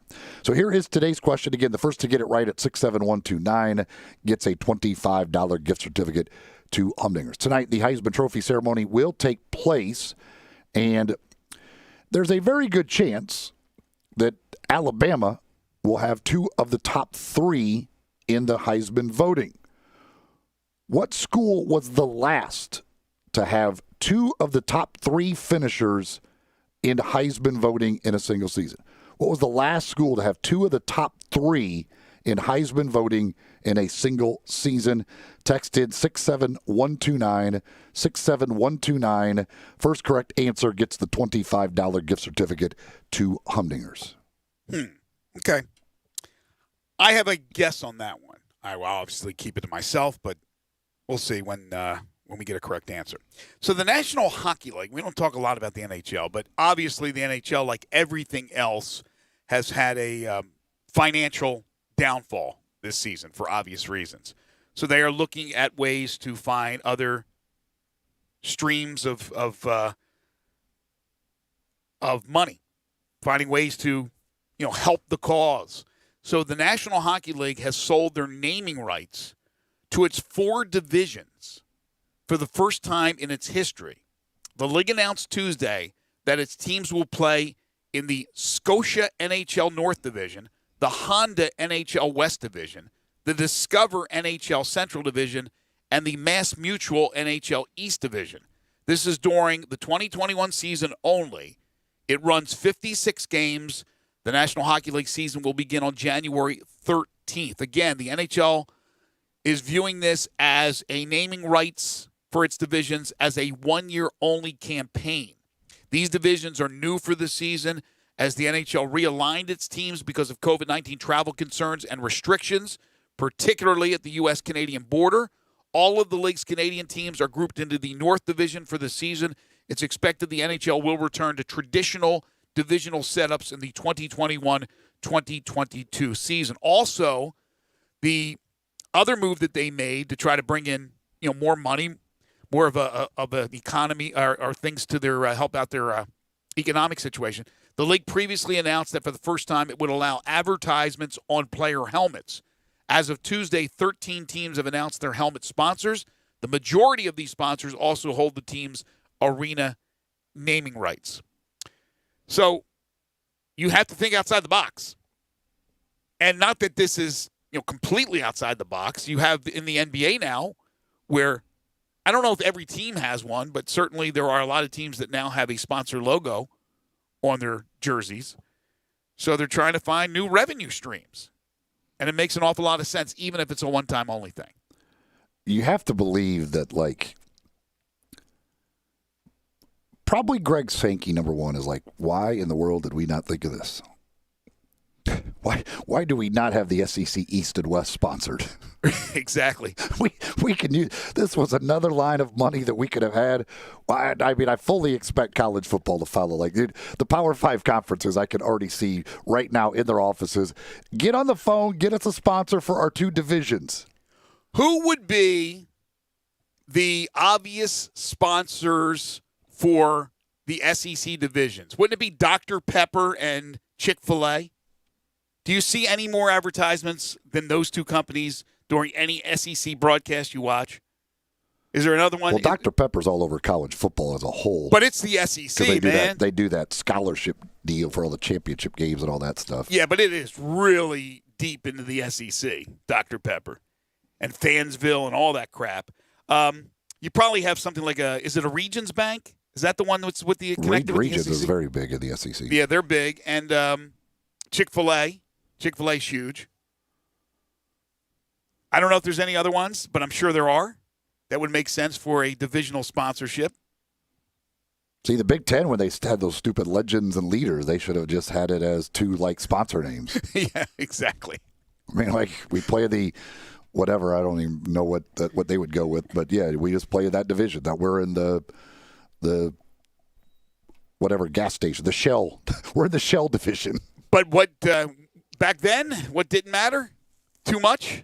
Money. They were making it hand over fist. A little bit different situation now. All right, we do have we have a bunch of correct answers. People were all over this. All at the same time? Humdinger's trivia question. Nah, let's see here. There were there's 3 of them that came in equal here with correct answers. I don't know if people look it up or they know it. Probably some know it. For some reason, as fast as these came in, they could. I don't even think they had time to look it up. These were all immediate answers. I have a terrible memory, but for some reason, I'm thinking Ohio State. Ohio State. There is one guess for Ohio State, but it's incorrect. That would be incorrect. Okay. Do tell. Make sure I got these all correct here. All right. Yeah, the last school to have 2 of the top 3 in the Heisman voting, it happened in 2005. It actually happened in back-to-back years, 2004 and 2005. 2005, USC with Reggie Bush winning it, and Matt Leinart was third. The year prior, Oklahoma had 2 of the top 3, although they did not have the winner. Adrian Peterson finished second, and Jason White finished third. In 1972, Nebraska Johnny Rodgers finished first, and defensive lineman Rich Glover finished third. And then if you go back to the 1940s, back-to-back years, Army did it. Davis in 1945, Doc Blanchard was first, Glenn Davis was second. 1944, Davis was second, Blanchard was third. Mr. Inside, Mr. Outside. Which then Davis would, after Blanchard left, Davis would win the award in 1946. So Davis went second, first in 3 years of Heisman voting. That's pretty darn impressive. Then served our country, I'm assuming. So the last school to do it was USC 2005. Gabe, I need 1, 2, or 3. Let's go with number one. Number one. All right. We will notify the winner and let you know how you are going to pick up your prize. Yeah, I remember the USC, but I thought for some reason Ohio State somewhere in the teens had that. But did it even have a winner? Did it even have a Heisman winner? I'm trying to remember. I don't know why Ohio State popped. Did they have has there been an Ohio State winner here in the last 10 years? Eddie George won, but Troy Smith was the last, I believe, for Ohio State. Yeah, that was before what I was thinking. I was thinking like early teens. Yeah, because none of those other, I don't know, none of the other guys from Ohio State. Maybe they'd be in the voting, but they wouldn't. They didn't win it. Yeah. Heck, they had two in the voting last year. Justin Fields and Chase Young. They're getting they get close. Yeah, but not two of the top three. Two guys that. That's top 4, top 5. Yeah, that's right. That's a good point. All right, so the NFL wildcard weekend is set. Saturday, 3 games. Sunday, 3 games. I think that's terrific. I love the fact that there are. They actually had 3 of the top 6 last year. J.K. Dobbins as well. It's pretty impressive. 50%. 50% of the top 6 Heisman. This year, Alabama's got 3 of the top 5, and will have the winner in all likelihood, which is pretty impressive. No, it's really impressive. It just shows, again, the domination of some of these programs when it comes down to it. It's very rare to have a Heisman candidate that's just outside of that group of dominating programs. All right, so NFL wildcard weekend, the lines have changed a little bit, not with all the games, since the opening lines came out. Saturday, the Colts and the Bills. The Colts are 6.5-point underdogs. It began at 7. 6.5 points at the Bills. The Rams get 4.5 at Seattle. And we still don't know about Goff. Nor does McVay know about Goff, I believe. The Bucs are an 8-point favorite at Washington. That'll wrap up Saturday. Then Sunday, the Ravens, 3.5-point favorite at the Titans. That is held steady. The Bears are getting 10 at the Saints. And then the Browns, and we talked about the COVID situation where it appears Kevin Stefanski is out as their coach for the game, which is just horrible, and some of the players, too, that we discussed earlier. The Browns are a 4.5-point underdog at the Steelers. The Bears, a 10-point dog at New Orleans.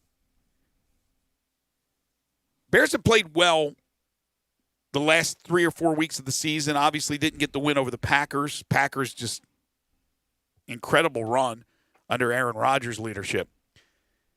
Is that a lot of points? I mean, I know it's a lot of points. Is it enough that you want to take the Bears and the points, or do you think this is a blowout? If you want to put your money on Mitch Trubisky on the road in a playoff game, by all means, go right ahead. Yeah, I'm not saying I would, but, man, 10 points against the Saints. What stands out to you? Anything that I'm going to be interested to see where that Steelers-Browns line goes from here with the news on the Browns. I mean, to lose your head coach, and it's not just that Kevin Stefanski's the head coach; he's also your play caller. So you're losing your head coach and play caller. Yeah, that's a big loss. Yeah, that's the big part about it, and losing an offensive lineman against a pretty good Steelers front. That's some big things. Yeah, and then you have the situation where you have the Browns having to they needed to win last week, so obviously everybody played, and the Steelers, who did not have to win to get into the postseason, rested a bunch of players. So will the rest help out the Steelers, or does the Browns, having played the game, won the game, keep that momentum going? There's always that question of resting players, not resting players. Obviously, the Chiefs, the last week of the regular season, this past weekend, rested Mahomes, rested some of their studs. They have a bye this week. So it'll be a couple of weeks before Mahomes is back on the football field. Does that make a difference one way or the other? We've debated this for years in the NFL about resting players the last week of the regular season, and does the time off help or hurt? So you always have that scenario. But, again, the Chiefs aren't playing this weekend. The Packers aren't playing this weekend. Colts get 6.5 at the Bills. I'm happy that the Colts are in the postseason. I'm worried because I think this is a shootout. And I don't know with Rivers downfield passing. He can hit guys in the flat. He can hit the outs from 15 to 20 yards. But chucking it down the field, if they have to do that, I'm not confident in him. The Rams right now, I don't even know how to look at that game because of the golf situation. I can't see the guy playing. He had surgery on his thumb on his right hand, his throwing hand. The Bucs at Washington. I mean, most people just look at that and go, oh, it's an easy win for the Bucs. Washington, they won the National Football Conference least division. But I don't know if it's going to be that much, if it's going to be some pushover that people believe it will be with Washington's defense. And then the Ravens and the Titans. I know the Ravens have been playing incredibly well, and they're running the ball amazingly well. Over 400 yards in their game over the weekend, setting a franchise record. And Lamar's playing really, really well, but he was playing really well the last 2 years going into the postseason. The Titans beat them last year in Baltimore. They're the underdog at home. No respect for the Titans with Derrick Henry. How does Baltimore, even with their defense, stop Derrick Henry? And Tannehill's been really, really good. Tannehill's not a throw-in. He's been really, really good. So that is one that I think the line's wrong. I don't see how. I think it's a pick 'em, that game. Yeah, I mean, that's the line that surprised me the most, to see them favored by that much, especially. I would have just the Titans having beaten them at Baltimore already this year, beat them last year in the playoffs. I would have thought the Titans would have been a small favorite in that, or right around a pick 'em. Yeah, we'll talk obviously more about that later on. We need to take a break. When we come back, we're going to focus on the University of Memphis, as we do every Tuesday with Deputy Athletics Director Jeff Crane. This is Middays on Real Sports Talk, Sports 56, 96.1, and 98.5 FM. Same great shows. We welcome you back to Sports 56 Middays. What's up? It's Sports 56 Happy Hour. A new spot on the FM dial. Check out Sports 56 on our new FM home at 98.5. Is your wife asking you to stop eating junk food? Well, we have you covered at Humdinger's. It's quick and it's healthy, and most important, it tastes amazing. With many choices from salmon salad to rainbow trout and grilled asparagus. Come visit us for lunch at Humdinger's, 6300 Poplar Avenue. So good, Coach Penny eats with us weekly. Don't forget, Humdinger's offers full-service catering for weddings, social events, or your corporate lunches. You can call 901-260-8292 to find out more. Looking for a high-efficiency planting solution? The Case IH 2150 Early Riser Planter combines the industry's most accurate planter technologies with a rugged row unit for a fast and uniform emergence. The Case IH 2150 Early Riser operates at your speed and adapts to unique field conditions so that you can maximize your yield potential. Stop in or call Mid-South Ag Equipment at 662-890-3141 to learn more. That's Mid-South Ag, your Case IH Equipment headquarters.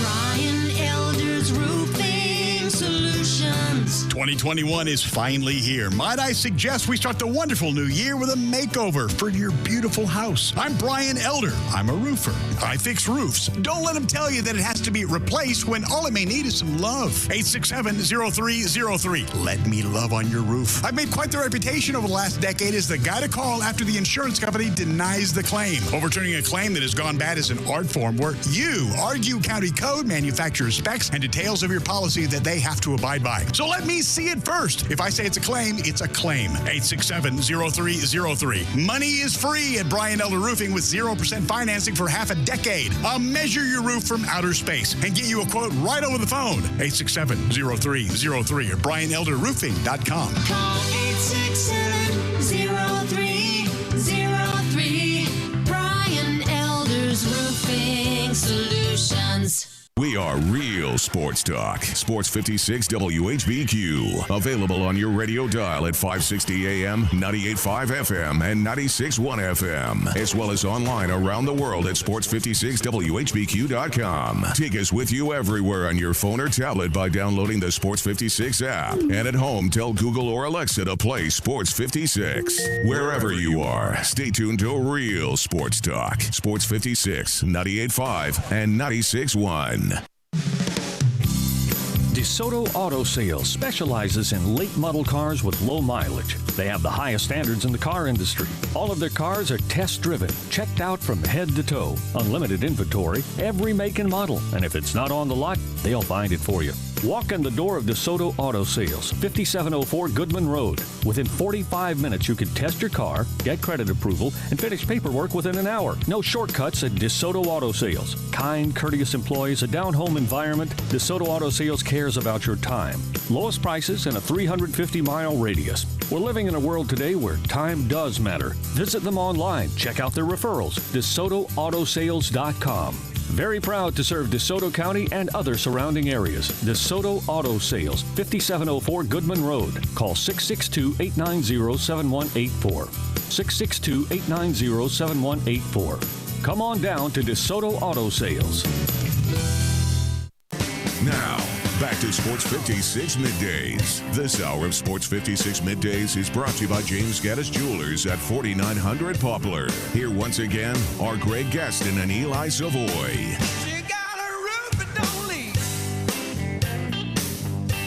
It will be an extremely important week for the Memphis Tigers men's basketball team starting tonight in Orlando against UCF. Then a quick turnaround, a home game on Thursday against SMU. And then Sunday, the Tigers back on the road at Tulsa. 3 pivotal games for the Tigers in American Conference play. And as we do every Tuesday, we talk University of Memphis athletics with Jeff Crane, University of Memphis Deputy Athletics Director. You can follow him on Twitter at jcrane75. He joins us now on Middays. Jeff, Happy New Year to you. How are you? Happy New Year. How are you guys? Doing pretty good. Yourself? Doing great. Thank you. Doing great. It's a beautiful sunny day in Memphis after what seemed like a lot of rain last week. So, yeah, we ushered in 2021 with a lot of gray and a lot of rain. But as you said, the sun is shining, and hopefully all is right in the world, although we kind of know the answer to that one. We're getting better, though. We're getting there slowly but surely. And that's kind of the situation with the Tigers, trying to find themselves, the new offense that Penny Hardaway has implemented.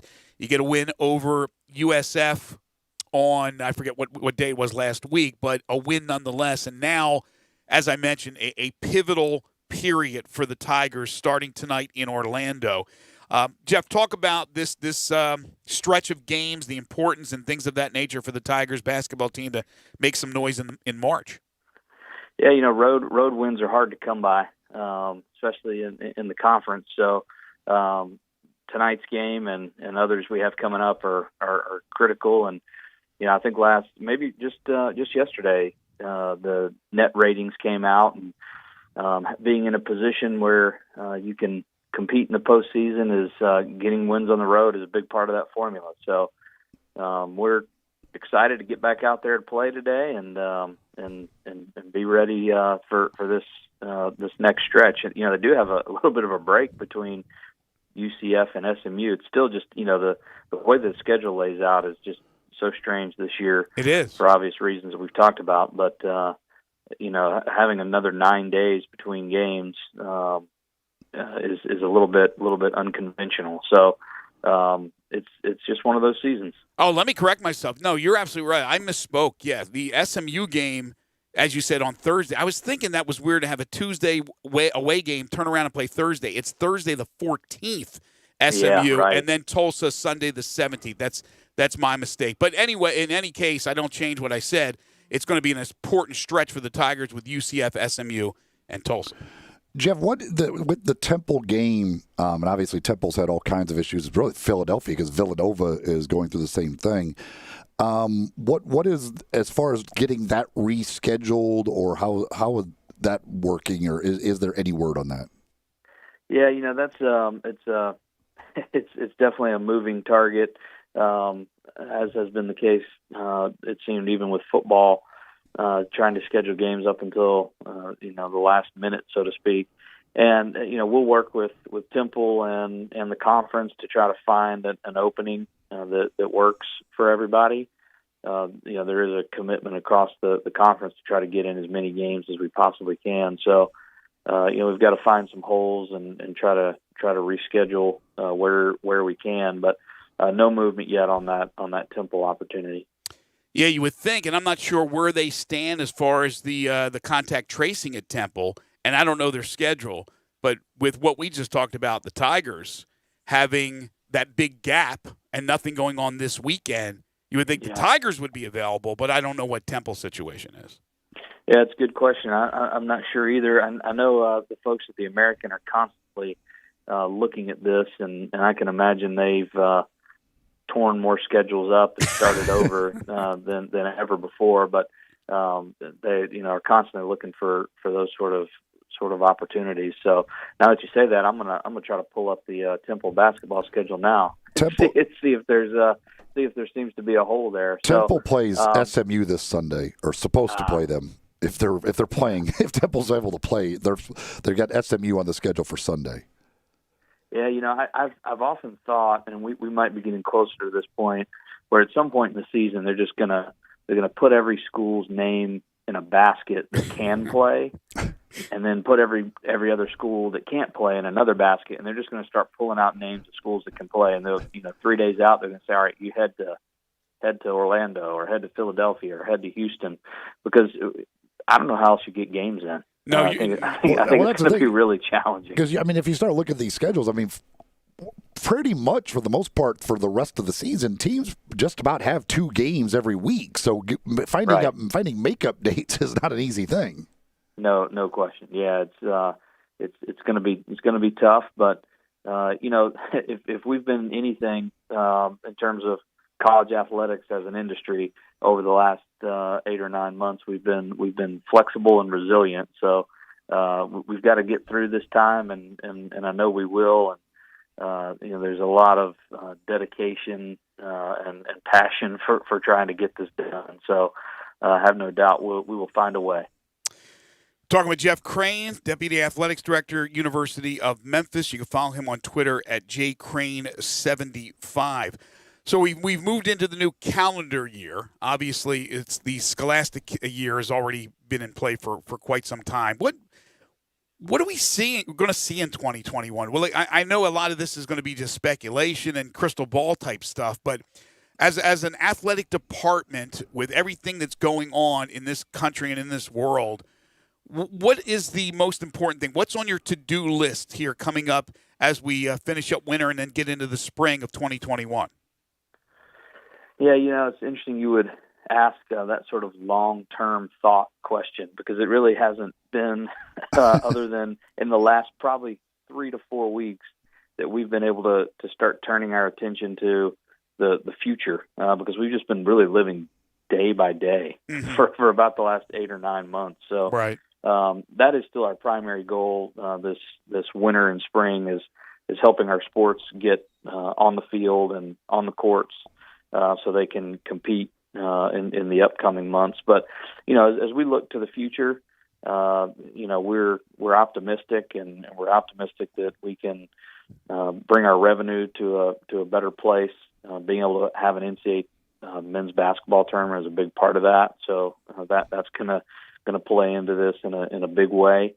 But getting back to a place where we can have more fans in the Liberty Bowl and football is critical. Even shorter term than that, being able to get fans back into FedEx Forum this season, something that we're constantly working on. But then if you look even beyond that, the name, image, likeness piece of this puzzle that is looming out there could really change the financial model. And frankly, I'm not sure we really know what that impact will be just yet. But we're gonna, and I think this has been probably a good time for us to reevaluate where we are as an industry. Mm-hmm. And as I mentioned before, we've learned to be flexible. So I think 2021 is going to be a year of having to be flexible still. But we're prepared for it. Jeff, obviously the NCAA tournament doing the whole thing in the state of Indiana, mostly in Indianapolis. Will there be any changes that need to be made at all to the conference tournament, or and kind of, I guess, trying to kind of create a bubble for those teams, or has there been any discussion on how conference tournament will work? Yeah, it's a good question. At this point, that's still in the planning stages, so we really don't know exactly how that will look. I would imagine, if you just kind of look at where we are across the country, less fans, I'm sure, will be a part of the formula still. I'm just anticipating. But outside of that, I know that they'll work hard to make sure that bubble does stay as tight as possible, even into March. I think it'll probably look very similar to what you see at the NCAA tournament, where it's likely smaller crowds and very very tight windows of time and exposure to others. And the conference, it's in Fort Worth, right, this year? Yep, Fort Worth, Dickies Arena, sure is. What do you think about the NCAA decision to have the entire NCAA tournament in the state of Indiana, actually in the Indianapolis region? Yeah, I think it makes a lot of sense. It's unfortunate because obviously we were scheduled to host here this year, which we're excited about. And a lot of folks in this community had already put a lot of time and energy into hosting that event, which would have been so great for the city. But for us, it's really making sure that we get those games in and are able to play those games is important.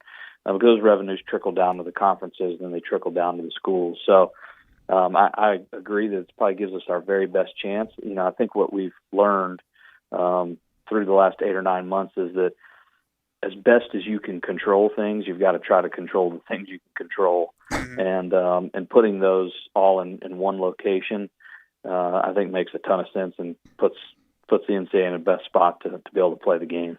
Have they already, and I'm trying to remember if this happened, awarded you a future year to host the regional? Yes. Yeah, we were awarded the first and second rounds, and I want to say it's 2026. I need to double check that. Okay. But yes, we have been awarded the first and second rounds. That happened, I would say that was early fall. That was announced by the NCAA. So we are excited to be able to host again, and we'll continue to do that. There's a real commitment here at the university with the Grizzlies and the FedEx Forum and Memphis Tourism. Kevin Kane and Malvin Gibson have been terrific in helping us pull all those things together. So there's a huge commitment to do that here in Memphis, and it's a priority, and it's something we're excited to continue to participate in. And have we ever? I'm trying to think. Have they hosted here recently, first and second rounds, or has it always been regionals here? Yeah, I think we've hosted here. I think this is the first time that we have hosted a first and second round. We've been in that regional spot. Yeah, that's what I was thinking. For the last several years, and we'll continue to bid for that as we go forward. But the opportunity to host is a huge effort, and it's something you've got a commitment across really the entire city, and we've thankfully we've got that here. Couple of other sports updates with women's basketball. They had a game recently canceled against SMU because SMU has pulled the plug on the program for the rest of the season. And they're not alone. There's been other programs. I don't think a ton of them, but I think the Duke women, if I'm not mistaken, maybe another program or two, have decided not to finish up the season because of the COVID outbreak and things of that nature. And I guess the financial impact. Is that something that you think we'll see a little bit more of, or is this an anomaly? Yeah, I certainly hope it's an anomaly, and I think as we watched in football, if we kind of use that as our model, we certainly had a few programs that decided not to compete, but for the most part, we're working with young people who are competitors, and they're excited to get out there and do that, and really that's the reward for their hard work. And what we've seen has happened in college athletics is this becomes a year-round deal. I mean, they're working and practicing and lifting weights and running. I mean, this is 365. So most of them want to get out there and compete because they've worked so hard all year long. So, it could happen, and we would certainly respect any of the decisions that our student athletes make in that regard. But I don't expect to see it too widespread. Jeff, there is, and I'm trying to find this thing, but there's some stuff on Twitter right now that apparently Musa Cisse may have posted something on Instagram about tonight's game being canceled. Do you know anything about this? No, I don't.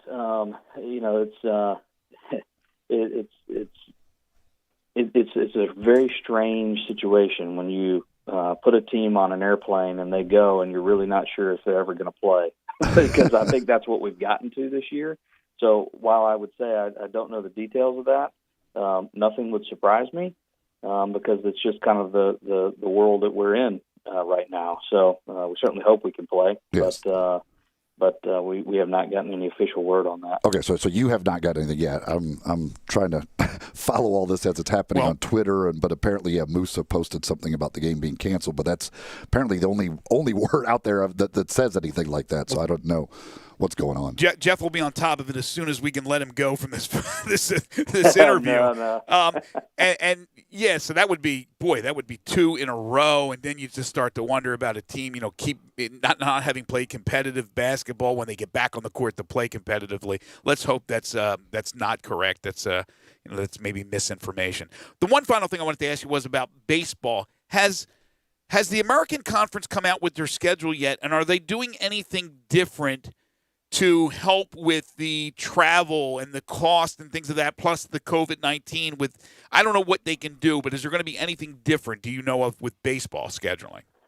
Yeah, they're looking at several different models. We don't have anything definitive yet, but they're looking at some extended series where you might play a 4-game series versus a 3. Oh, okay. That's one concept they're looking at, and obviously decreasing the number of midweek games are in there. Overall, trying to eliminate the travel as much as possible is another big part of it. But I would anticipate we'll see some baseball scheduling, I'm guessing, in the next couple of weeks. But we have not seen anything yet. Well, it sounds a lot like 2020 here in 2021. Continues to be day to day, hour to hour, but I know you guys are on top of it, doing a great job over at the University of Memphis. Jeff, as always, thank you. Have a great week. We'll talk to you next Tuesday. Thanks so much, guys. Appreciate it. Thanks, Jeff. Jeff Crane, University of Memphis Athletics Director. You can follow him on Twitter at jcrane75. Corky's Ribs and Barbecue, a Memphis staple for over 30 years, voted the #1 barbecue joint in Memphis 22 times. Delectable barbecue fired up in Corky's hickory and charcoal pits. The ribs, the beef, the pork, the chicken, the amazing sides. We had somebody text in about the famous onion loaf that they have at Corky's Barbecue. 4 Mid-South locations on Poplar Avenue in East Memphis, Poplar Avenue in Collierville, Germantown Parkway in Cordova, and Goodman Road in Olive Branch. And you can also pick up the ultimate taste of Corky's, where you can get a free rack of ribs when you place your mail order. What you need to do is put the word sidelines in the promo code. You get your ribs, you get your barbecue, your baked beans, your Corky sauce, your dry rub seasoning, and a pie for dessert, all for $99.99. Carry out, you can dine in at Corky's or have Corky's cater an event. Shop online, have Corky's deliver their delicious barbecue anywhere in the United States, and a Corky's gift card makes a great gift.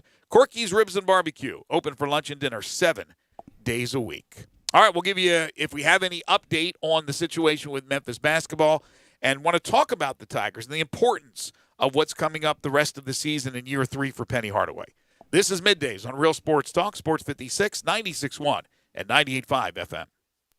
Start your day the right way with Peter Edmiston and Anthony Sane on Sports 56 Mornings. Weekdays from 7 to 10 on Sports 56, 98.5 FM and 96.1 FM.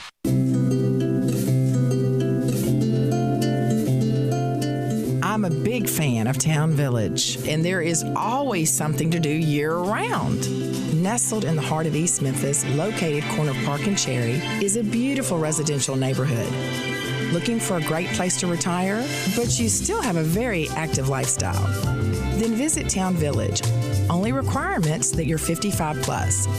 Prices per month starting at $24.50. The Gourmet Chef welcomes you to visit our restaurant and bistro. Package includes 3 complimentary meals per day, maid service, free local transportation, monthly coffee club, theme dinner parties, lots of fun. Visit us and call Daniel or Bo at Town Village Audubon Park at 901-374-7342. There's no place like home. Town Village Audubon Park. If ever there was a time for comfort food, this is it. And there's no comfort food like Sunrise on Jefferson. Fresh-made breakfast featuring Sunrise's signature homemade square biscuits or the huge selection of hot, fresh, and fast lunch items are all part of what has always made Sunrise the most comforting of comfort foods in Memphis. Of course, everything that can be done to keep you and the staff safe at Sunrise is a top priority. And you can always order ahead and get delicious Sunrise to go. At a time this confusing, it's good to know there's one thing you can count on: Sunrise. Is your bank standing in the way of you and your sportsbook? Try Action 24/7. We're cutting out the middleman. Deposit or withdrawal in cash. No more bank delays or failures. Action 24/7 has more than 100 partners in Tennessee for cash deposits and withdrawals. Visit action247.com for a location. Cash deposits and withdrawals from your Tennessee sportsbook. Action247.com. You got action. Must be 21 and older and in Tennessee. For problem gambling support, call 800-889-9789. There's a new commissary in town in Collierville. Germantown Commissary is doubling. Yeah, they're still going to have the old Germantown Commissary by the tracks, but now there's a huge new Germantown Commissary in Collierville at Poplar and Houston Levee Road. It's huge, too. There's a drive-through. There's plenty of parking. No telephone pole to get in your way. A cool patio. It's right by the track, so the tradition continues. And this is a tradition that's been around forever. That commissary is famous for hickory-smoked, slow-cooked Memphis-style barbecue.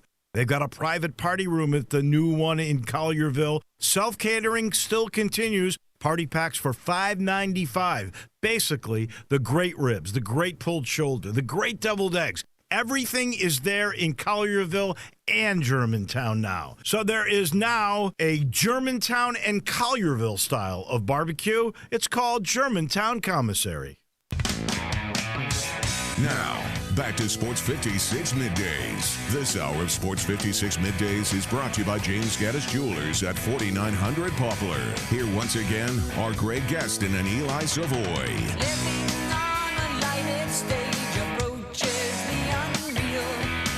It's really not a joke in the sports world when we say, forget about day to day. Heck, forget about hour to hour. It's really minute by minute that news changes and things change as well. And apparently it looks like it's official that the Tigers, who had to pay for a chartered flight to go to Orlando, are not going to play that game tonight. Yeah, Clayton Collier from Local 24 says a source confirmed that Memphis versus UCF is postponed. Of course, again, Musa Cisse posted on Instagram a short time ago that the game was canceled.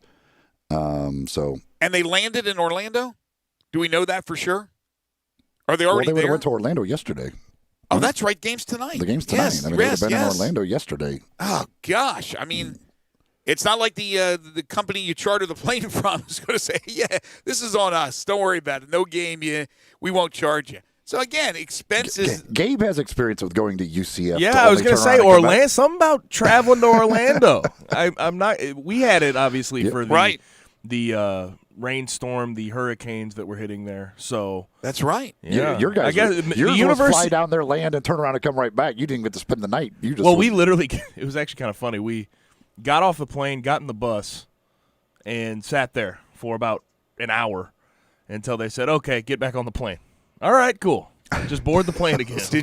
Did you get Lenny's on the plane for the flight down? No, well, nothing good. Flight down, we did. Yeah, on the way back, we didn't get it. Right, you got nothing because they couldn't prepare it. They gave us a little, peanuts, peanuts and waters. We're good.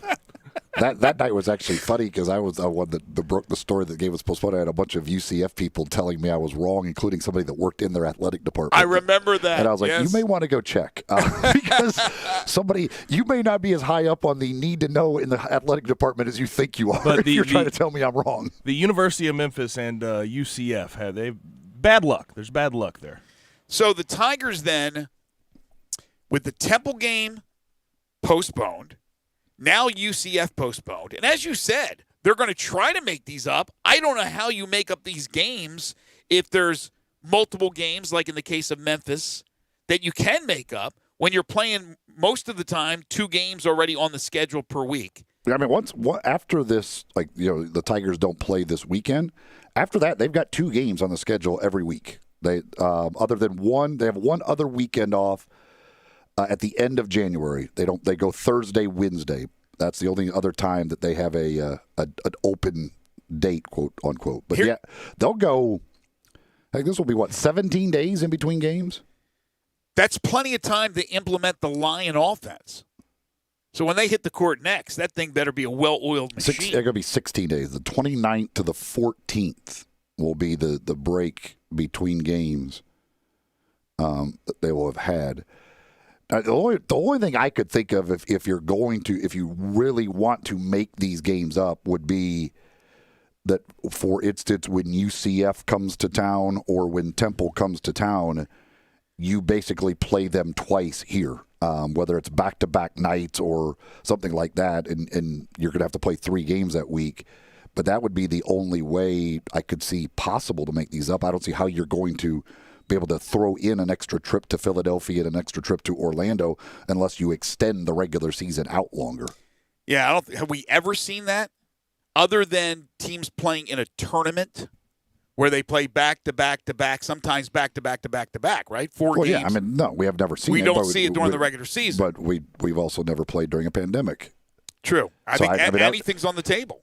They play Temple on a Sunday, so the only thing I could see would be Temple comes in Friday, you play them Saturday, you play them Sunday. UCF comes in for a Wednesday night game. I guess you could have them come in and play, Tuesday, Wednesday, or play Wednesday, Thursday, depending on what their schedule is around that. Yeah, but it also depends on what the Grizzlies' schedule is. That's the other thing. And I got the dates mixed up for the SMU game. I was saying this week instead of next week. But this week, it's the Grizzlies. The Grizzlies are playing Thursday at home, so they couldn't even have the Forum floor. So that's another thing that has to be taken into consideration is if you're trying to go back-to-back later on down the line, later in the season, and trying to go back-to-back, are the Grizzlies playing at home? And that is assuming that there's no more postponements or any other COVID-19 situations where Temple couldn't come to Memphis or Memphis couldn't go to Orlando, something like that. So much uncertainty. Yeah, so there. UCF plays Wichita State on the 30th, and then they're playing here on the 3rd. I guess theoretically you could have them come in here, play Tuesday, Wednesday, because the Grizzlies are on the road, would be the only way of doing something like that. I don't know. I don't even know if they would want to try and do something like that or not. But that would be. I just don't see how you're going to all of a sudden be able to throw in another trip to Philadelphia and another trip to Orlando. That seems very difficult with the way the schedule works out, and you basically have 2 games every week for the rest of the way. Yeah, I mean, look, you're financially strapped. Everybody's financially strapped. It's important to play as many games as you can and get to the tournament. Right now, of course, playing games for Memphis doesn't mean anything as far as the gate, with no fans allowed. Now, hopefully they'll ease up those restrictions here soon or sooner than later, and you'll be able to have some fans at FedEx Forum. But right now, home games, you're not getting anything from the gate. But how important is it to make the tournament? Well, I think it's important for fans and important for Penny and his team because this is year number 3. But again, look at all the obstacles that they're dealing with, and look at all the potholes along the road. You have that going on right now for a year 3. Year 2, you weren't going to make it more than likely unless you won your conference tournament, but that didn't happen, and there was no NCAA tournament anyway. So I don't know how you can look at this, even if they don't make the tournament, with all these obstacles and say, well, that's really poor. I mean, you could be upset, but how can you expect things? How can you expect consistency? How can you expect teams to find their way when now all of a sudden it might be whatever you said, 16-day gap between games? Yeah. Now it doesn't excuse what happened the first 10. It doesn't excuse 6 and 4. It doesn't excuse some of the losses they had. Unless there's some other scheduling, they could, move games around or whatever and try and create one of these games for Memphis this weekend since Memphis is open. I don't know if there's others, they could kind of maneuver some things around like we saw in football, but that seems like a very short notice to try and be able to do that. So I don't know that would be possible either. Do you think, Eli, that maybe not now in early January, but let's say January is just as bad as everything else, and we get into February and teams, I'm not talking about just the Tigers, but teams around the nation are losing a bunch of their games, that all of a sudden some big-name players decide, that's it. We're done. I get there's always that possibility, but, I don't know. It's hard to say, but it certainly is a possibility. But like right now, apparently Notre Dame just announced they've had to cancel a game against Georgia. Was it Georgia Tech? Who the heck was it? I just saw that. Probably Georgia Tech. Probably a conference game. Villanova has shut down operations for a second time this season. Yeah, that's in Philadelphia. Between Temple and Villanova, they're having all kinds of issues. Let's see. It was Mike Braid that just announced it. Maybe that was the excuse Doug Peterson could have used for the Eagles. It was Georgia Tech. The issues are at Georgia Tech, not Notre Dame. Says Notre Dame's going to try and schedule Western Michigan sometime this week. Just try and throw a game in there. Should Memphis do that? If you can find one, somebody could play you. We saw Wichita State do it with that Division II school. Like, if there's somebody that you can play, again, going 16 days in between games is not good. Is CBU and Lemoyne-Owen, are they playing right now? I believe so. I don't know if they've actually officially started. I'm not sure exactly what they're doing. I think it is important to play a game. Whoever it is, it doesn't really matter because, again, if you're installing this new offense, and we heard Lester Quinones the other day saying that we are going to be a much better team, things are working, the practices are going well, the new offense, well, get another game under your belt, again, no matter who it's against, just to have that repetition before you get back into conference play. I think it's important to schedule a game here in the next few days if they can get one done. Well, here's what I know. The Lion sleeps tonight. A Tokens reference by Eli. Perfect segue into... The Lion's going to be sleeping for a while. The Lion's almost in hibernation at this point. Perfect segue into our music segment. That's what we're going to do when we return. Hour 3 of the program. 5 favorite songs. We're talking songs with the word mountain in the title. We got 2.5 questions to get to as well. More Tigers and Grizzlies talk. This is Middays on Real Sports Talk. Sports 56, 96.1, and 98.5.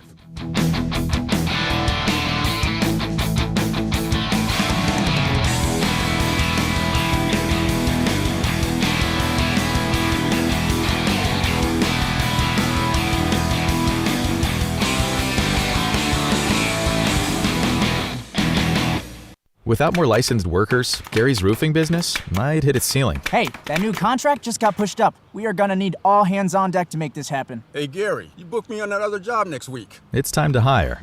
I need Indeed. Indeed you do. The moment you sponsor a job on Indeed, you get a short list of quality candidates from our resume database. Indeed delivers 2.5 times more hires than the other branded job sites combined, according to Breezy HR 2019. Visit Indeed.com/credit and get a $75 credit for your first job post. Terms and conditions apply. Have you ever wanted to learn a new language like French, Spanish, or Russian, but thought it would be too difficult and time-consuming? Then go to Babbel.com and try it for free. Babbel works because it's built around real life. It teaches you everyday practical conversations that you will actually use. In 15 minutes a day, you'll be on your way to speaking a new language in just a few weeks. Babbel uses a modern conversation-based technique that makes language engaging, fun, and memorable. It starts by teaching you words and phrases. Then, sentences gradually get more complex. Soon, you're practicing short conversations about real-life topics. Babbel is created by language experts who use the spaced repetition method to help you learn quickly and remember what you learned. With Babbel, you can speak a new language. Babbel, language for life. Start the new year with a new language. Get up to 60% off now at Babbel.com. That's Babbel.com. Babbel.com. I Buy Houses, 901-406-1101. That's 901-406-1101. I Buy Houses. I Buy Houses will buy a house in any area, in any condition, and yes, it's guaranteed to close in 5 days. If you need to sell your home quickly, call 901-406-1101. If you've been through a divorce, if you lost your job, if you're tired of renters, I Buy Houses can get you your money quickly. I Buy Houses will buy your home in Shelby County, DeSoto County, Memphis, Bartlett, South Haven, Horn Lake, Olive Branch, anywhere and everywhere in between in any condition. And yes, they're open 24 hours a day, 7 days a week. I Buy Houses, 901-406-1101. That's 901-406-1101. Grab that pen, 901-406-1101. I Buy Houses. Got something you want to get off your chest? You better have a backup plan. Want to join the conversation? Someone needs to tell him he has to grow up. Join us on the First Bank phone lines at 360-8255 or the First Bank text line at 67129. DeSoto Auto Sales specializes in late model cars with low mileage. They have the highest standards in the car industry. All of their cars are test-driven, checked out from head to toe. Unlimited inventory, every make and model. And if it's not on the lot, they'll find it for you. Walk in the door of DeSoto Auto Sales, 5704 Goodman Road. Within 45 minutes, you can test your car, get credit approval, and finish paperwork within an hour. No shortcuts at DeSoto Auto Sales. Kind, courteous employees, a down-home environment. DeSoto Auto Sales cares about your time. Lowest prices in a 350-mile radius. We're living in a world today where time does matter. Visit them online. Check out their referrals. DeSotoAutosales.com. Very proud to serve DeSoto County and other surrounding areas. DeSoto Auto Sales, 5704 Goodman Road. Call 662-890-7184. 662-890-7184. Come on down to DeSoto Auto Sales. We are real sports talk. Sports 56 WHBQ. Available on your radio dial at 560 AM, 98.5 FM, and 96.1 FM. As well as online around the world at sports56whbq.com. Take us with you everywhere on your phone or tablet by downloading the Sports 56 app. And at home, tell Google or Alexa to play Sports 56. Wherever you are, stay tuned to real sports talk. Sports 56, 98.5, and 96.1. We are Sports 56 WHBQ Memphis, W253DF Memphis, and WIVG Tunica Memphis. Flynn Broadcasting Stations. Now, back to Sports 56 Middays. This hour is brought to you by East Memphis Ace Hardware at Quince and White Station. Here once again are Greg Gaston and Eli Savoy. So you think you're a Romeo, playing a part in a picture show. We'll take the long way home. Tigers unfortunately have to take the long way home after going down to Orlando. Their game against the UCF Knights has been postponed. More on that in just a moment. Greg Gaston, Eli Savoy, Gabe Kuhn. Hour number 3 of the program on this Tuesday, January 5th, 2021. We're in the Family Leisure Studios where family and fun come together. Family Leisure, 2120 Whitten Road, just north of I-40. They still have official Sports 56 masks. If you don't have a mask right now, make sure you get one. It's absolutely free while supplies last, and make sure you wear your mask. Third hour of the program brought to you by East Memphis Ace Hardware at 5143 Quince Road. Locally owned and operated. They carry local products. They have a full-time locksmith on duty. Your neighborhood Ace in East Memphis for convenience, service, knowledge, and price. Online at acehardware.com. If you have any questions, give them a call at 901-683-8688. Open Monday through Saturday, 8 to 7, Sunday, 10 to 4. It's East Memphis Ace Hardware, third-hour sponsor of Sports 56 Middays. So my question to you, Eli, is, and I don't know if you know the answer to this, when did they test? So I'm assuming the Tigers tested, got on the plane yesterday, flew down to Orlando. And if the assumption is the problem's with UCF, not with Memphis. It is, yes. So when did UCF last test? I'm sure they tested yesterday and it was a batch that got results this morning. I think the way it works is that you do it the day before, like you get results the morning of your game. See, I think that's dumb because the teams that travel to the city could, in fact, do what Memphis did, be in the city before there's the postponement. If they had tested, but they want the test prior, as close to the game as possible. They want the testing to be done as close to the game as possible. Well, Memphis tested. They had to know that they were okay to travel, so they tested a couple of days ago, right? I assume that they didn't test yesterday morning and got the result back in time to get on a plane. So they probably tested Sunday. Today's Tuesday, right? So they probably tested Sunday, got the results back Monday, got on the plane. Why didn't UCF test on Sunday, know on Monday what their results are so they could tell Memphis not to travel down there if they had any COVID-19 situation? It doesn't make sense to me. The timing's a little bit off. They're trying to do it as close to the games as possible. I mean, they're trying to make it as safe as possible for the game itself. So they're doing the testing as close to the games as possible. I understand that, but again, you're forcing a team into having to make travel plans and then go through with the travel plans and then get the game canceled when you probably would have known on Monday morning that you had some issues, as opposed to just Tuesday morning. So anyway, that's my few cents on that. I think they missed the boat as far as the timing of that. But it's unfortunate for Memphis. And it's unfortunate for the kids at UCF as well. UCF just played against South Florida. So what does that mean? Does that shut down South Florida? They just played a few days ago. In the meantime, that doesn't shut down South Florida unless they have some people that test positive. Again, when you test doesn't mean exactly whether or not you have any type of COVID in your system or if it's going to come out a couple of days later. That's the problem. When you test doesn't mean that's the end-all, be-all. You get a negative test on a Tuesday doesn't mean you won't get a positive test on a Thursday. No, you're right. That's obvious. What that has nothing to do with anything here. So. No, again, if both teams test 2 days beforehand, right, the next day they get the results, you don't leave from your location to travel to that location until you know if both schools are fine. And then if that Tuesday morning, if you test again and it happens, it happens. But at least you know. They might have done that. I don't know for sure exactly how they're doing it. I'm guessing this was a batch of tests they got back this morning.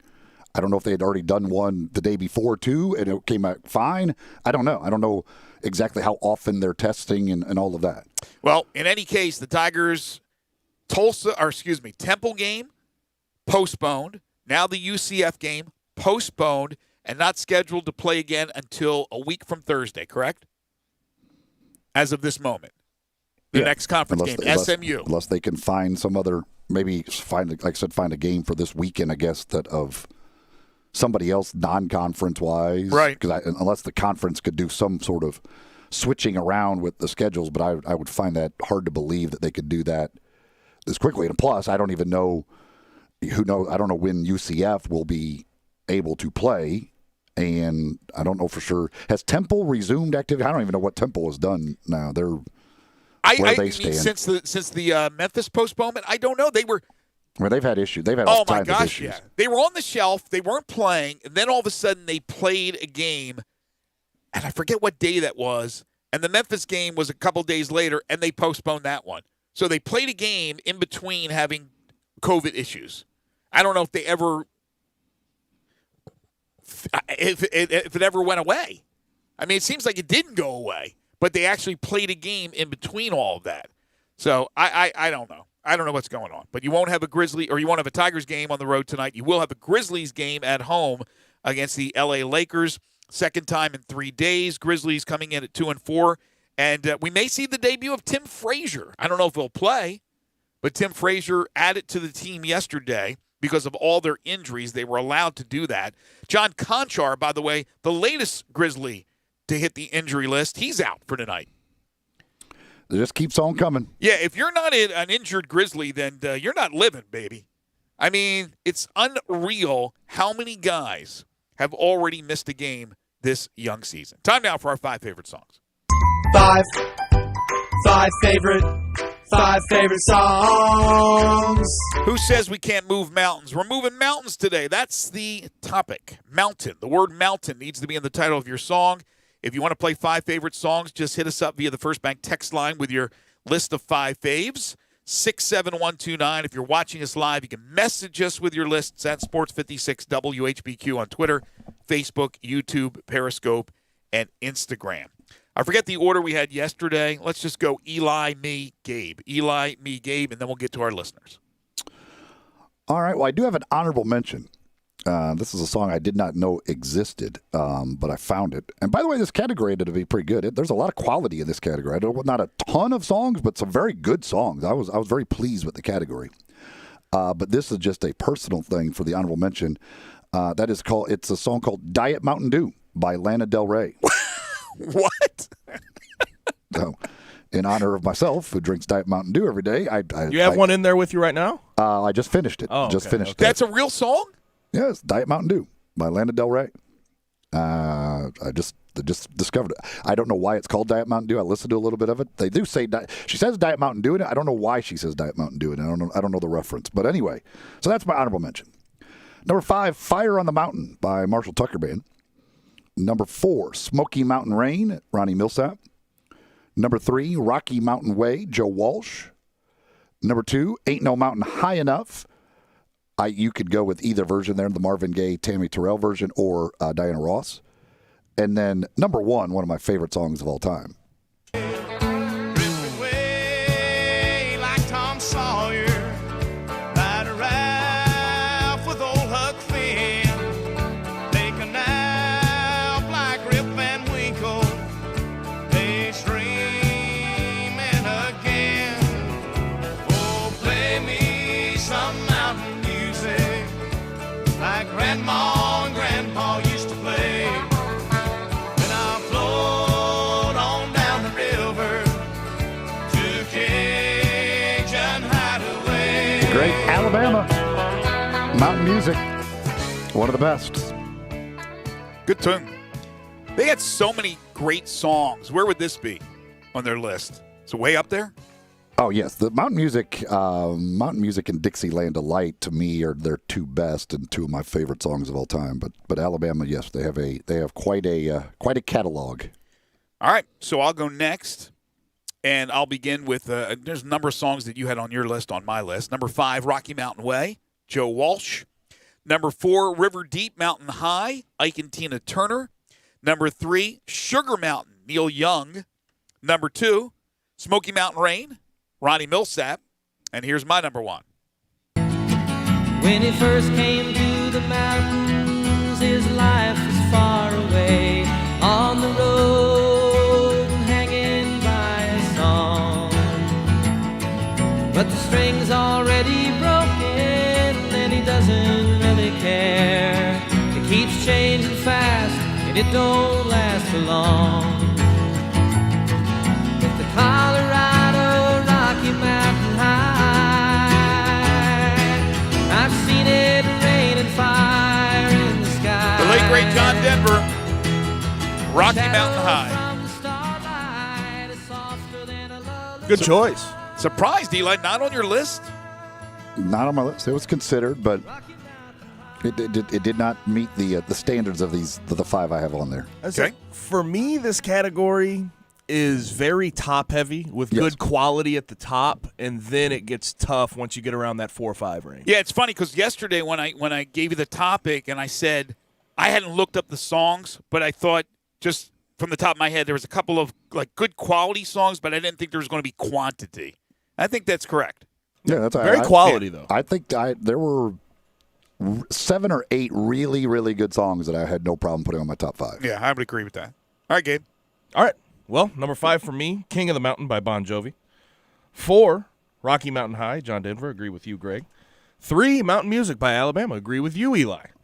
2, Rocky Mountain Way, Joe Walsh. Y'all both had it on there. And number 1, Eli, I'm surprised you didn't guess this at the break, but here's my number 1. Listen, baby, ain't no mountain high, ain't no I know what you said. Now I know your reference. wide enough, baby. If you need me, call me. No matter where you are, no matter how far. Don't worry, baby. Just call my name. I'll be there in a hurry. You don't have to worry. I went with the Marvin Gaye and Tammy Terrell version. Ain't No Mountain High Enough. Well, you said there was a. What did you say? You said something about a football. I said I did not football put movie. it together yet. I didn't get the movie part of it. I figured that would just give it away. I didn't think about when you said. I was thinking like like some team uses it for some reason, like a song that some team uses. No, but fantastic song. That song right there was hard to keep off my list. It would be number 6. I kind of maneuvered around and I couldn't pop it on there. But it's a great song. Good choice. It's a great song, and I think you used the correct version. I'll accept the Diana Ross, but I do believe that is the correct version of the two. All right. Very good choice, young Gabe, young whippersnapper. By the way, you bring up the young part. There is not a lot of new music that uses the word mountain. No, yeah, I don't. Probably. Not a lot of I rap noticed out there that about when mountains. I went through this. What was hilarious was I'm putting the list together. I'm looking up songs, and the first thing I thought of was, "Oh, Gabe's gonna have a tough time." I was like, "This is oldies." There's no Rocky. What is it? ASAP. What's the? No ASAP Rocky. No ASAP Rocky. I thought so. He's not named after the Rocky Mountains. That's right. Apparently. He should have a song with mountain in it. For goodness sakes, ASAP Rocky. Let's see, Carolyn. Number 5, this is a song that I had a tough time leaving off my list as well. Go Rest High on That Mountain by Vince Gill. Number 4, Mountain Man by Liz Cooper and the Stampedes. Number 3, Blue Side of the Mountain, the Steel Drivers. Number 2, Mountain of Love, Johnny Rivers. And number 1, Ain't No Mountain High Enough. She goes Diana Ross. Honorable mention to Go Tell It on the Mountain, Lee Bryce. Downtown Leo, number 5, Mountain Song, Jane's Addiction. Number 4, King of the Mountain, Midnight Oil. Number 3, I've Been Driving on Bald Mountain by the Kinks. Number 2, Rocky Mountain High. And number 1, Misty Mountain Hop by Led Zeppelin. Screech Powers checking in. Good to hear from Screech. We've heard from the rest of the cast. Number 5, Smoky Mountain Rain. Number 4, Rocky Mountain Way. Number 3, Rocky Mountain High. Number 2, Mountain Dew by Grandpa Jones. And number 1, Mountain of Love, Charlie Pride. Yeah, but Grandpa Jones doesn't have Diet Mountain Dew. No.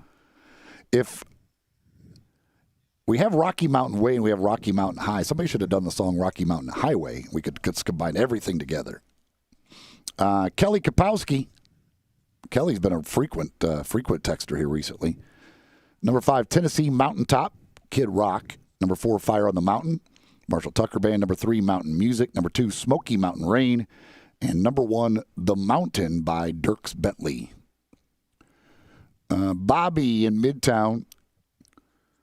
Honorable mention to King of the Mountain by T-Rex. Number 5, Fire on the Mountain. Number 4, Man on the Silver Mountain by Rainbow. Number 3, Rocky Mountain Breakdown by Poco. Number 2, Rocky Mountain Way. Number 1, Walkin' with a Mountain by Mott the Hoople. Says, have you done the topic of countries yet? Yes, I believe we did. Yeah, we Pretty did. sure we did. Mm-hmm. Zed, honorable mention to Rocky Mountain Way. Number 5, Mountain of Love, Charlie Pride. Number 4, Smoky Mountain Rain. Number 3, Fire on the Mountain. And number 2, Mountain of God by Third Day. And number 1, Misty Mountain Hop, Led Zeppelin. Let's see here. Ray in Cordova, honorable mention to Mountain of Love, Charlie Pride. Number 5, Smoky Mountain Rain. Number 4, Rocky Mountain Way. Number 3, Rocky Mountain High. Number 2, Ain't No Mountain High Enough. And number 1, Mountain Music. Let's see here.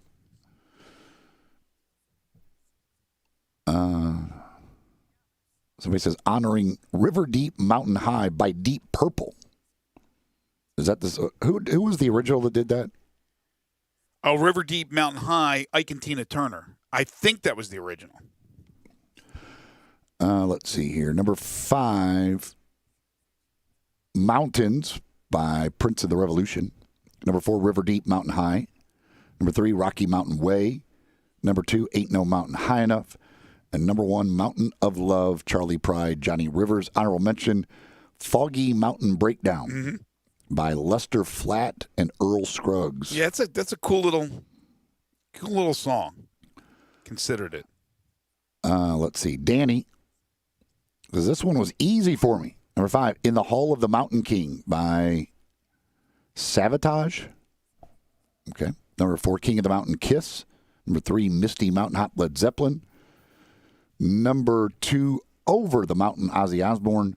And number 1, Man on the Silver Mountain by Rainbow. A lot of rockers in there. I'm surprised nobody has gone with the song that I had on my list that you guys did not have, Sugar Mountain by Neil Young. No Neil Young lovers out there.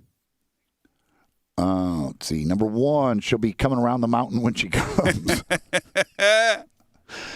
Number 2, Go Tell It on the Mountain. Number 3, Smoky Mountain Rain.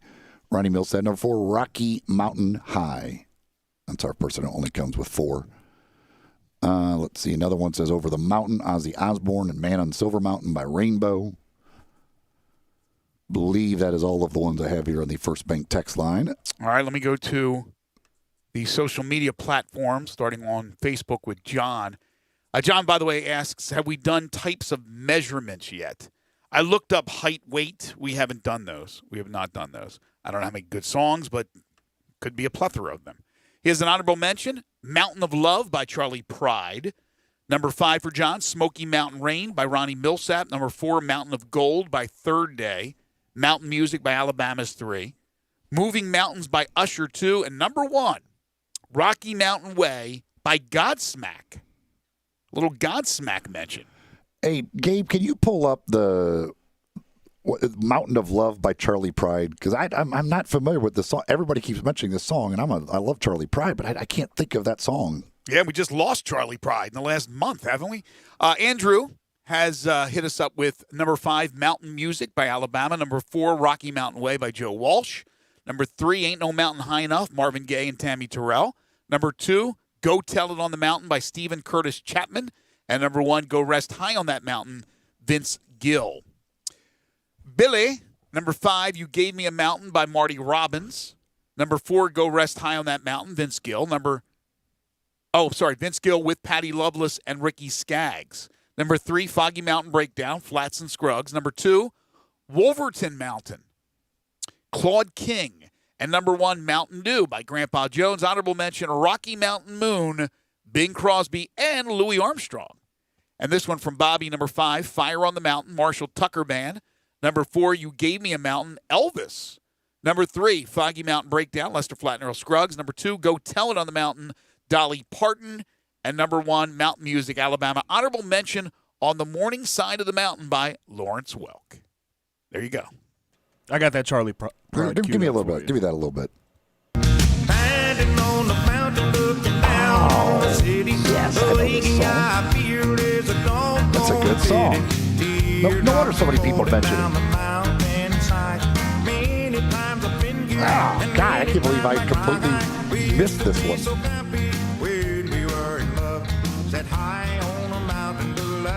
You remembered it as soon as that first note came out. That used to be one my mom played all the time on the record player when I was a kid. Man, wow. That one, I can't believe I just completely whiffed on that one. It happens, I don't know if that would have friend. made my top 5. It'd been close. That would have been really close. All right, for tomorrow, second, minute, or hour. Second, minute, or hour. You got a lot to choose from. I don't know how many songs fit in those categories, but 3 different words that you can use. But do not give me songs with time. We've already done the word time. So second, minute, or hour. Does the second have to be referring to the unit of time, or could it be referring to something else, like secondhand? Yeah. Yeah. Second's Okay. fine. Okay. Anything with second. Second, minute, or hour for tomorrow. All right, let's let Charlie take us to the break. When we come back, 2.5 questions. This is Middays on Real Sports Talk, Sports 56, 96.1 and 98.5. Hit it, Charlie. Grab a seat for a happy hour with John Harden Passengers will please fasten their seatbelts. on Sports 56 Happy Hour. Weekdays from 1 to 3 on Sports 56, 98.5 FM and 96.1 FM. Hey, we understand. With everything that's happening, with all the new regulations, maybe you're not ready to come and hang out at Sweetgrass to catch a ball game. We want you to, we really do. And we're open for you to do just that. But we're also offering the next best thing, the new Sweetgrass Tailgate Party Packs. Whether it's wings, house-made dips, sliders, or other Sweetgrass tasty treats, all you have to do is call us or go to sweetgrassmemphis.com to order just what you're dreaming of when you're dreaming of watching sports and enjoying some sweet, sweet Sweetgrass. Farmers Insurance knows that when you're in the car and that song comes on, yes, that's the one, you have no choice but to pull out your imaginary drumsticks and smash those cymbals and stomp on that kick pedal, which unfortunately is the accelerator pedal. And we covered it. Talk to a farmer's agent who knows a thing or two because they've seen a thing or two. Call Chad Gatlin at 901-235-1176 or get a fast quote at memphisfarmers.com. We are farmers. Bum, bum, bum, bum, bum, bum. Underwritten by Farmers Truck Fire Insurance Exchanges and Affiliates. Products not available in every state.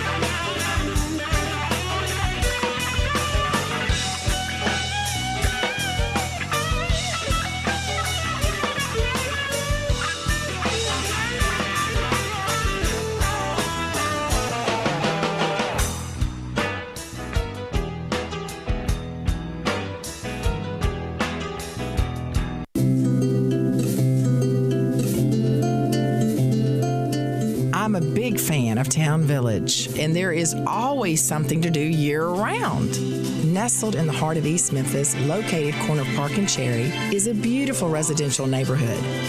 Looking for a great place to retire, but you still have a very active lifestyle? Then visit Town Village. Only requirements that you're 55 plus. Prices per month starting at $24.50. The Gourmet Chef welcomes you to visit our restaurant and bistro. Package includes 3 complimentary meals per day, maid service, free local transportation, monthly coffee club, theme dinner parties, lots of fun. Visit us and call Daniel or Bo at Town Village Audubon Park at 901-374-7342. There's no place like home. Town Village Audubon Park.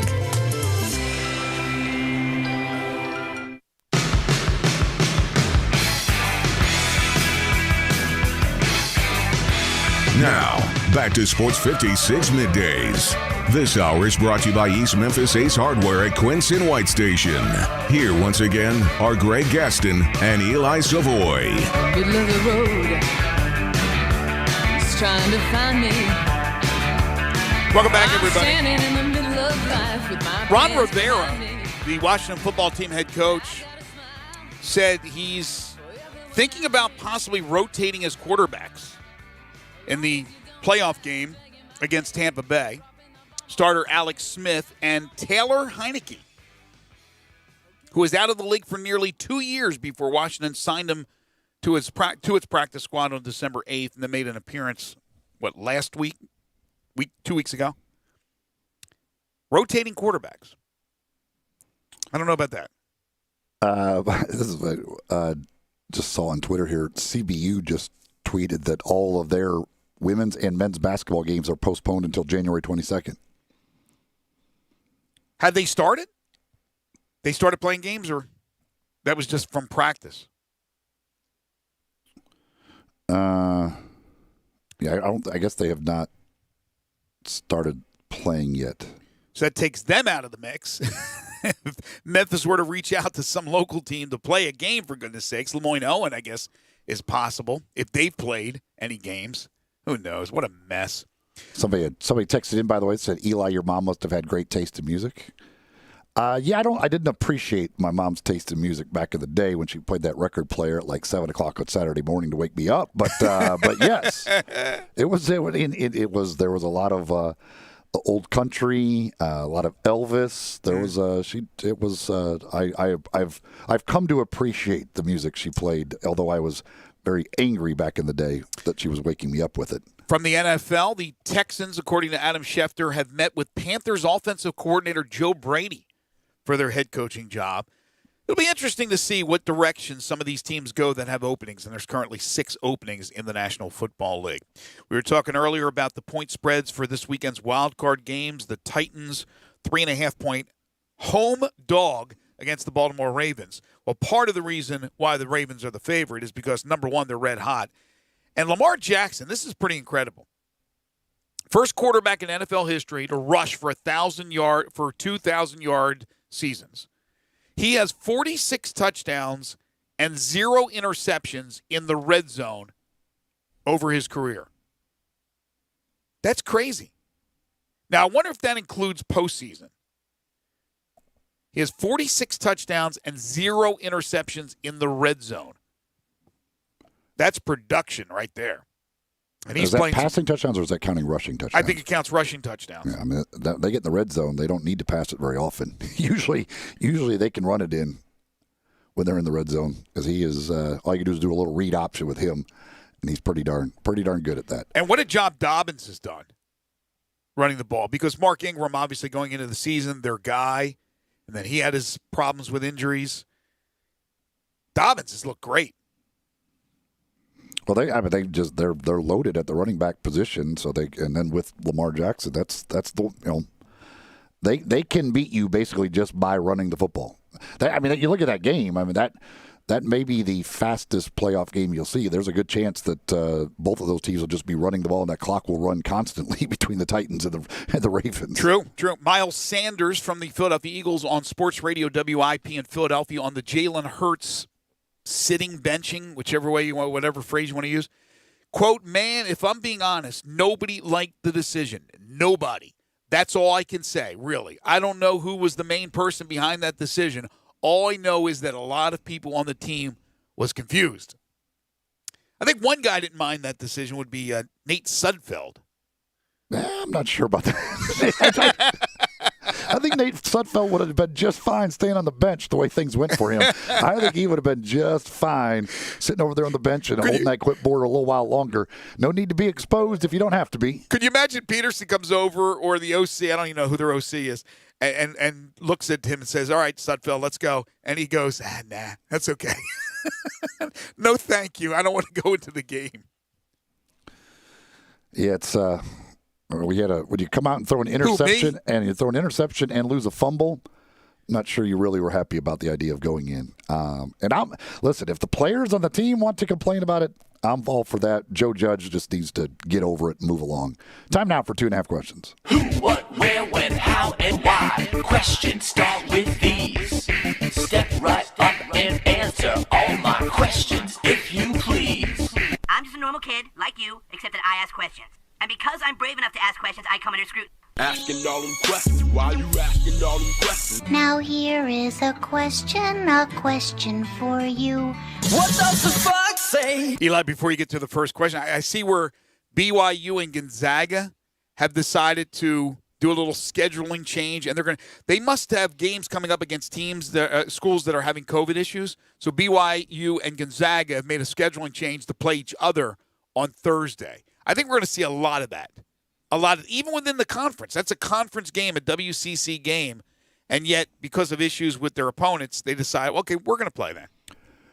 Yeah, there was somebody that texted in about Notre Dame and North Carolina playing on basically 48 hours notice the other day. So, yeah, I mean, it's just whatever you can do. And that's, again, I don't know if there's any way that the American can reschedule some games to maybe get Memphis something.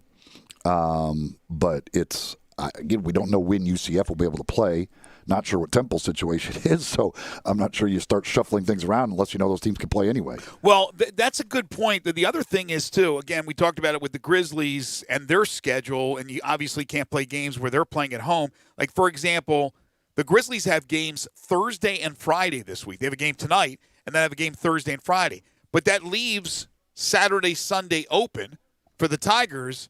Is there any other school in the American Conference that is not scheduled to play this weekend where they can, and they're going to play them later in the year, that they can move up and play a game over the weekend.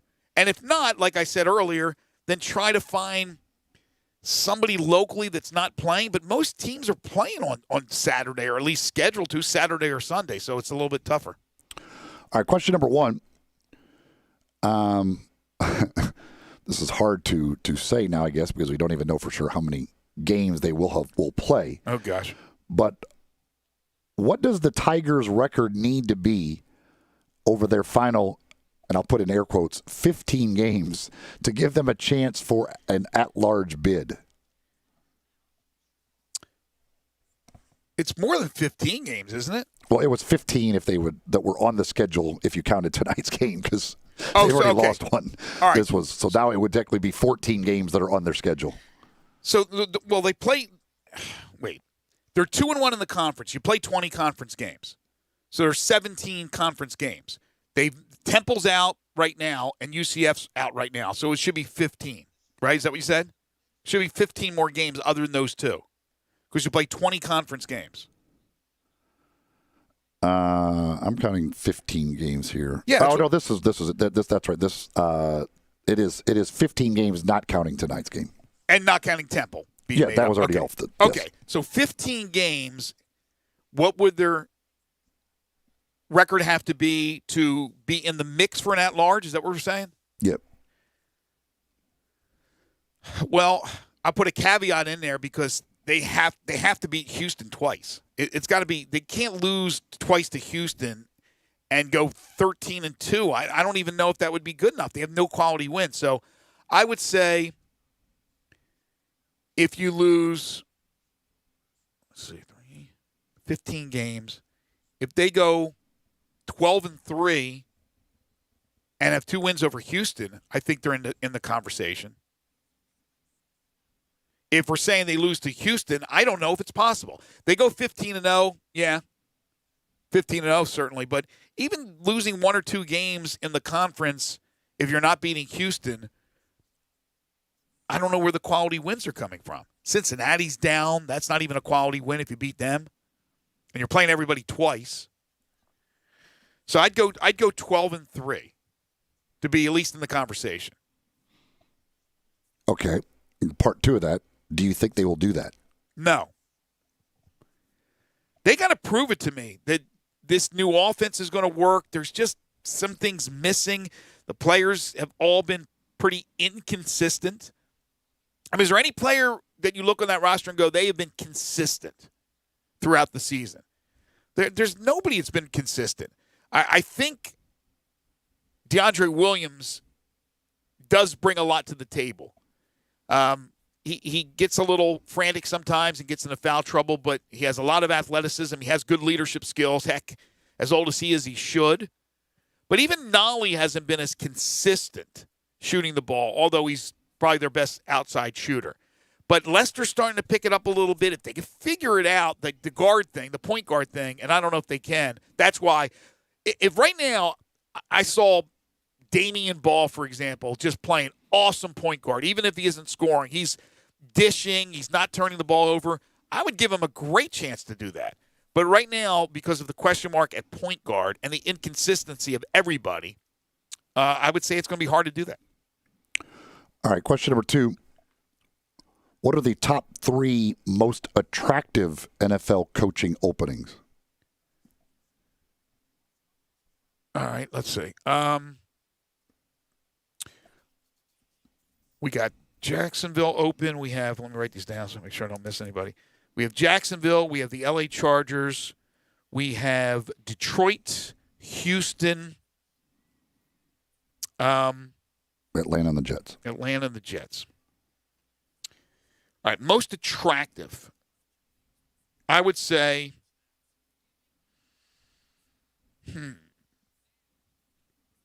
interesting. I like the Chargers. You got brand new stadium. You got a quarterback that looks like he's an absolute stud. And you got some other pieces on that team on defense with Bosa. I would go Chargers number 1.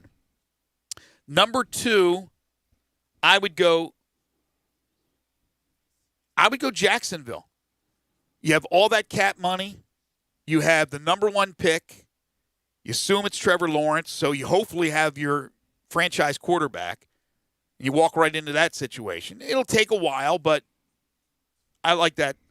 I like that situation there. Number 3, Houston, because Deshaun Watson and J.J. Watt. So you have studs on each side of the ball. Look, who knows how good Houston would have been if they didn't make the stupid trade, trading DeAndre Hopkins, which killed Bill O'Brien's time there. Houston's given away a lot of draft picks, too. The problem with Houston, Deshaun Watson's great, but you're paying Deshaun Watson already. There's not a lot of draft picks there. Houston could be in a bad spot. Yeah, but I love Watson. I love Watson. I go Atlanta 4. Now I could flip-flop Atlanta and Houston because what I like with Atlanta is Blank, their owner. He commits. He commits to that team. They got great pieces. Matty Ice is not old, but they got to start looking ahead for the future when he goes. But I go Atlanta 4. I go Jets 5, and how can you not have Detroit number 6 on that list? So the only thing I could do is flip Houston and Atlanta, but I love the Chargers, and Jacksonville's a blank canvas for somebody to paint on right now. Question number 3, which quarterback throws for the most yards in the NFL this weekend? Okay, is Sudfeld playing? No, I'm kidding. Let's see. NFL. Throw for the most yards. Okay.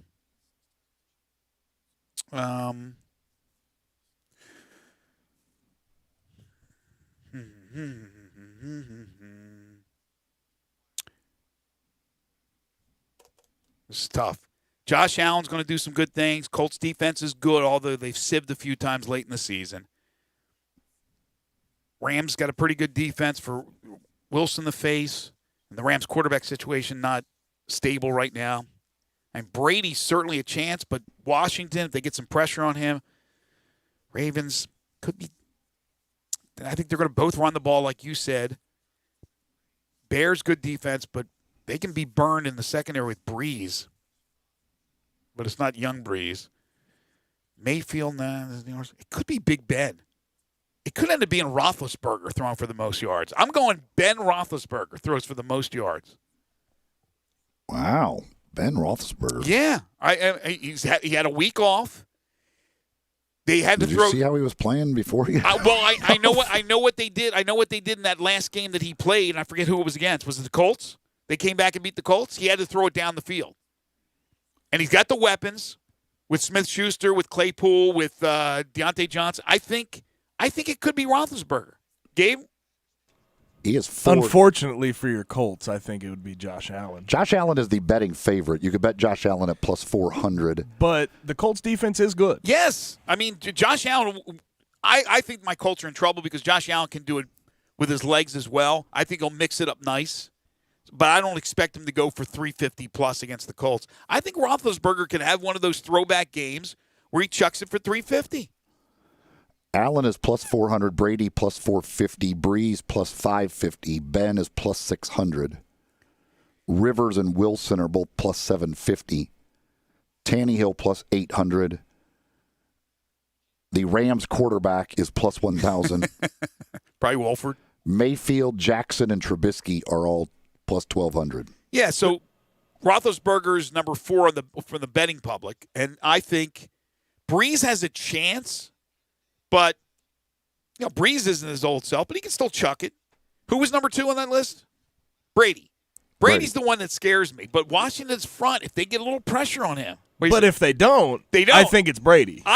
If you could tell me that they don't get any pressure on Brady will pick them apart.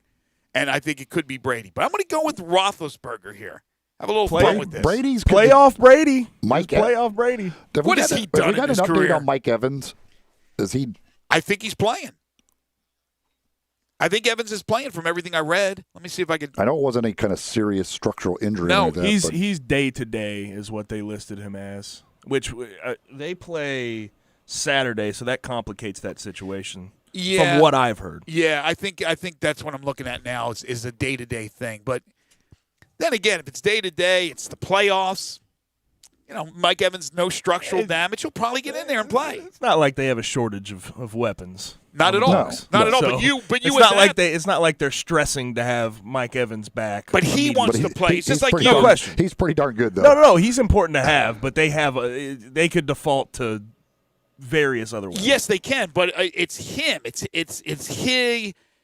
his fortitude, right? That wants to step up and play. Just like you would want to play in a big game. You wouldn't want to sit out if your injury was kind of a day-to-day deal, not a structural thing where you had a broken leg. You would want to be in there. He wants to be in there. No, I understand that. I'm just saying I wonder how much it affects that offense given how much they have already. Right. That's a fair question. All right. So I'm going to go with Big Ben. There you go. All right. We'll come back. We got our final segment. We'll update you on everything that's happening in the world of sports. Of course, the Tigers, if you missed it, will not be playing, unfortunately, tonight against UCF. That game is off. And we'll have one final thing to wrap up this Tuesday edition of Middays. Right here on Real Sports Talk, Sports 56, 96.1, and 98.5. Let Dave Voloshin and Brett Nordsworthy take you home with Sports Time on Sports 56. Weekday afternoons from 3 to 6 on Sports 56, 98.5, and 96.1. At Jason's Deli, you can stuff yourself full of great deli food that's healthy, fresh, and best of all, it's not expensive. Jason's Deli is all about choice. Whether you're looking for a gluten-free menu, vegetarian sandwiches, healthy kids' meals, or if you'd like to invent your sandwich via the build-your-own selections, Jason's Deli has you covered. And they only use fresh, wholesome ingredients. Choose from the club and specialty sandwiches, paninis, wraps, soups, salads, pastas, and much more. I love the cleanliness in the restaurant, the hospitality, and of course the cost. They have a huge salad bar and great soups, including Southwest chicken chili, fire roasted tortilla, organic vegetable, tomato basil, and many, many more. And if you're planning an event, their catering department is fantastic and can handle any size party. Go check out Jason's Deli's 4 locations. On Ridgeway in the Park Place Center, that's my favorite, on Germantown Parkway in Cordova, at Poplar and Highland, and on Goodman Road in Olive Branch. When you think about Memphis-style hot wings, you better be thinking about Crumpy's Hot Wings, because they're made from the freshest ingredients and always deliver that mouth-watering taste that you expect from your hot wings. Now you can visit their new location at 420 South Germantown Parkway. You can also call them at 901-207-1273 and see for yourself why Crumpy's is simply the best. Ask for the Sports 56 Special, which is 20 pieces of whole wings, large fries, and 4 drinks at just $38 for your family or group gatherings. Crumpy's Hot Wings, simply the best. Do not wait for summer. Get your pool now during the early bird pool sale at Family Leisure through February the 7th. You can reserve your installation spot on your new pool purchase from Family Leisure. You know the prices like the temperature. They'll go up when it gets warmer, so you must reserve yours now. Family Leisure has hundreds of spas on order, so reserve yours now. The early bird pool sales happening now at Family Leisure, Whidden Road at I-40, where family and fun come together. Is your wife asking you to stop eating junk food? Well, we have you covered at Humdinger's. It's quick and it's healthy, and most important, it tastes amazing. With many choices from salmon salad to rainbow trout and grilled asparagus. Come visit us for lunch at Humdinger's, 6300 Poplar Avenue. So good, Coach Penny eats with us weekly. Don't forget, Humdinger's offers full-service catering for weddings, social events, or your corporate lunches. You can call 901-260-8292 to find out more.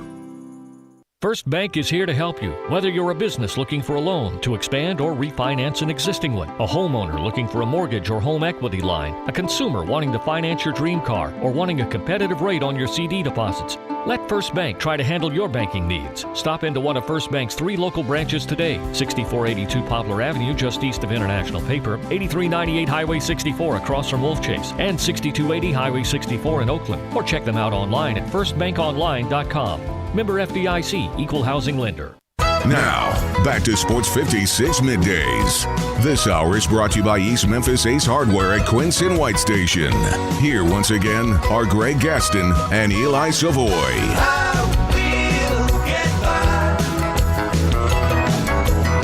Dennis Dodd reporting that Steve Sarkisian is interested in Mississippi State defensive coordinator Zach Arnett to join him on the Texas staff. He seems to be a popular name out there. He is. Good coach, well respected. Sark also looking at a few of the Alabama guys. What? You're trying to take Alabama assistants from Nick Saban?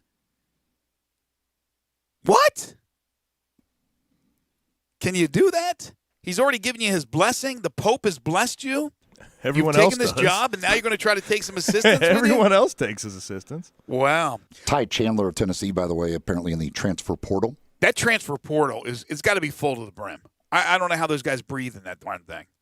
It's got to be hard to socially distance in there. It seems like it. Are they wearing? It's got to be pretty tight quarters in there. Hope they're all trying to find their own little. Maybe you have your own little room in there. I don't know. Maybe I don't know how the portal's set up. I've never seen it, so maybe they're all able to separate in their own little room. I hope they're wearing masks in the portal, for goodness sakes. Again, if you missed it, Tigers UCF. Tigers traveled down to Orlando yesterday, sat around this morning, and then got the word that the game's off. So no news on when they will make that game up. Of course, they missed out on the Temple game on Saturday, this past Saturday. That game, at least they didn't go to Philadelphia, and then it was postponed. Again, you say postponed because they're going to try to reschedule these games, try to make them up whenever they can, but it is going to be a challenge, especially if more of this happens. Whatever the conference, in this case, the American Conference. Grizzlies are in action tonight. They will host the Los Angeles Lakers at 7:05. And again, it's a tough break for the Grizzlies when you can't have any fans at the arena. You had the Lakers on Sunday and again today. Not that you needed any added incentive when it's LeBron James and Anthony Davis, but Marc Gasol's return, where they had a video tribute to him on Sunday, which was just sad because there's nobody there. And then they play the Cavaliers on Thursday at home and the Nets on Friday at home. So they miss out, fans, on watching the Nets. Now, Kyrie Irving, I guess, is expected to play at this point, but Kevin Durant not. Kevin Durant is out right now for the Nets because of COVID tracing. The Grizz won the first time they played in Brooklyn on December 28th in overtime, 116-111. That particular game, Durant and Kyrie Irving were rested by Steve Nash. So the fans, I guess it's not even a question because they're not allowed, but for the Grizzlies themselves, going up against the Nets, didn't have to face Durant the first time, won't have to face Durant the second time. That will be the second of a back-to-back for the Nets. I would say there's a pretty good chance Kyrie probably doesn't play again. Oh, wow. Because they play Philadelphia on national television the night before, so he certainly is going to be playing in that one. So I wouldn't be surprised at all if that is another Nets light lineup. Well, let me ask you this. For the Grizzlies, it would be back-to-back. They go Cavaliers on Thursday, Nets on Friday. Does that mean Sean McDermott's rested? I think they're fine with their guys playing back-to-backs. Okay. For the most part. The ones that are healthy. They might lose three more to injury by then. Who knows with the way things are going for the Grizzlies. Time for one final thing. Before Greg and Eli get out of here for the day, they each have one final thing they think you should know to make it through the rest of your day. So here are Greg and Eli with one final thing. Red Sox making a little history today. The Red Sox announced that they have hired Bianca Smith, 29 years old, to be a minor league coach. Smith becomes the first black woman to coach in professional baseball. She has worked as the assistant coach and hitting coordinator at Carroll University in Wisconsin since 2018. With the Red Sox, she will be based at the team's player development facility in Fort Myers, Florida, working primarily with position players. Very good. Nice to hear that from the Red Sox. And, Boston's had a poor history over the years with race relations, and it's great. Not only you have a female, but a black female that'll be coaching in their organization. Been a pretty baseball's made a lot of progress in this last offseason here with the Marlins hiring the female GM, and now this. Yes. Good for baseball. Well, you were mentioning Steve Sarkisian putting together the staff at Texas. And it appears for the second time now that Butch Jones is going to be robbed of his offensive coordinator hire at Arkansas State. Originally, there was the report he was going to hire Major Applewhite. That didn't happen. Major Applewhite went to South Alabama. Then he did hire A.J. Milwee, who had been an analyst on the Alabama staff after spending a couple of years as the Akron offensive coordinator. Well, now it appears, according to a report by Football Scoop, that Milwee will end up going to Texas as the quarterback's coach. So poor Butch Jones just can't hire an offensive coordinator. He'll be on his third offensive coordinator, and he hasn't even been on the job for a month. And he hasn't even been there. He's been with Alabama, for goodness sakes, and he's losing offensive coordinators like they're going out of style. Hey, Butch, just wait for everybody else to hire their coaches and then pick of the leftovers. Yeah. Like, don't hire another guy that's going to leave you before this whole thing gets started. That's crazy, man. Lose 2 offensive coordinators before you've literally been on the job for a month. Oh my gosh, that is crazy. Alabama wide receiver Devontae Smith named the winner of the Paul Hornung Award, signifying college football's most versatile player. Smith tonight could add another piece of hardware to his trophy case. The Heisman Trophy will be handed out tonight. The 4 finalists: Trevor Lawrence, Kyle Trask, Mac Jones, and Devontae Smith. Who wins the Heisman tonight, Gabe? Me? Well, you're not winning it. Devontae Smith. Eli? Yeah, Devontae Smith. I agree. I think it's going to be Devontae Smith. Too much smoke there now. I mean, it's everything is pointing towards him winning it. Big thanks to Connor O'Gara and Jeff Crane for joining us on the program today. Tomorrow, Jerry Palm will join us. Teresa Walker from the Associated Press in Tennessee. She'll preview the Titans and Ravens playoff game. And Sean Coleman will join us for the very first time. He's the host of the Locked On Grizzlies podcast and contributor to Grizzly Bear Blues. We'll talk Grizzlies with Sean tomorrow. Plus, our 5 favorite songs, second, minute, or hour is the topic for tomorrow. Sports 56 Happy Hour with Johnny Radio is coming up next. For Eli Savoy and Gabe Kuhn, I'm Greg Gaston. Enjoy the rest of your Tuesday, everybody. Just couldn't hit the spot. Got $100 bill here.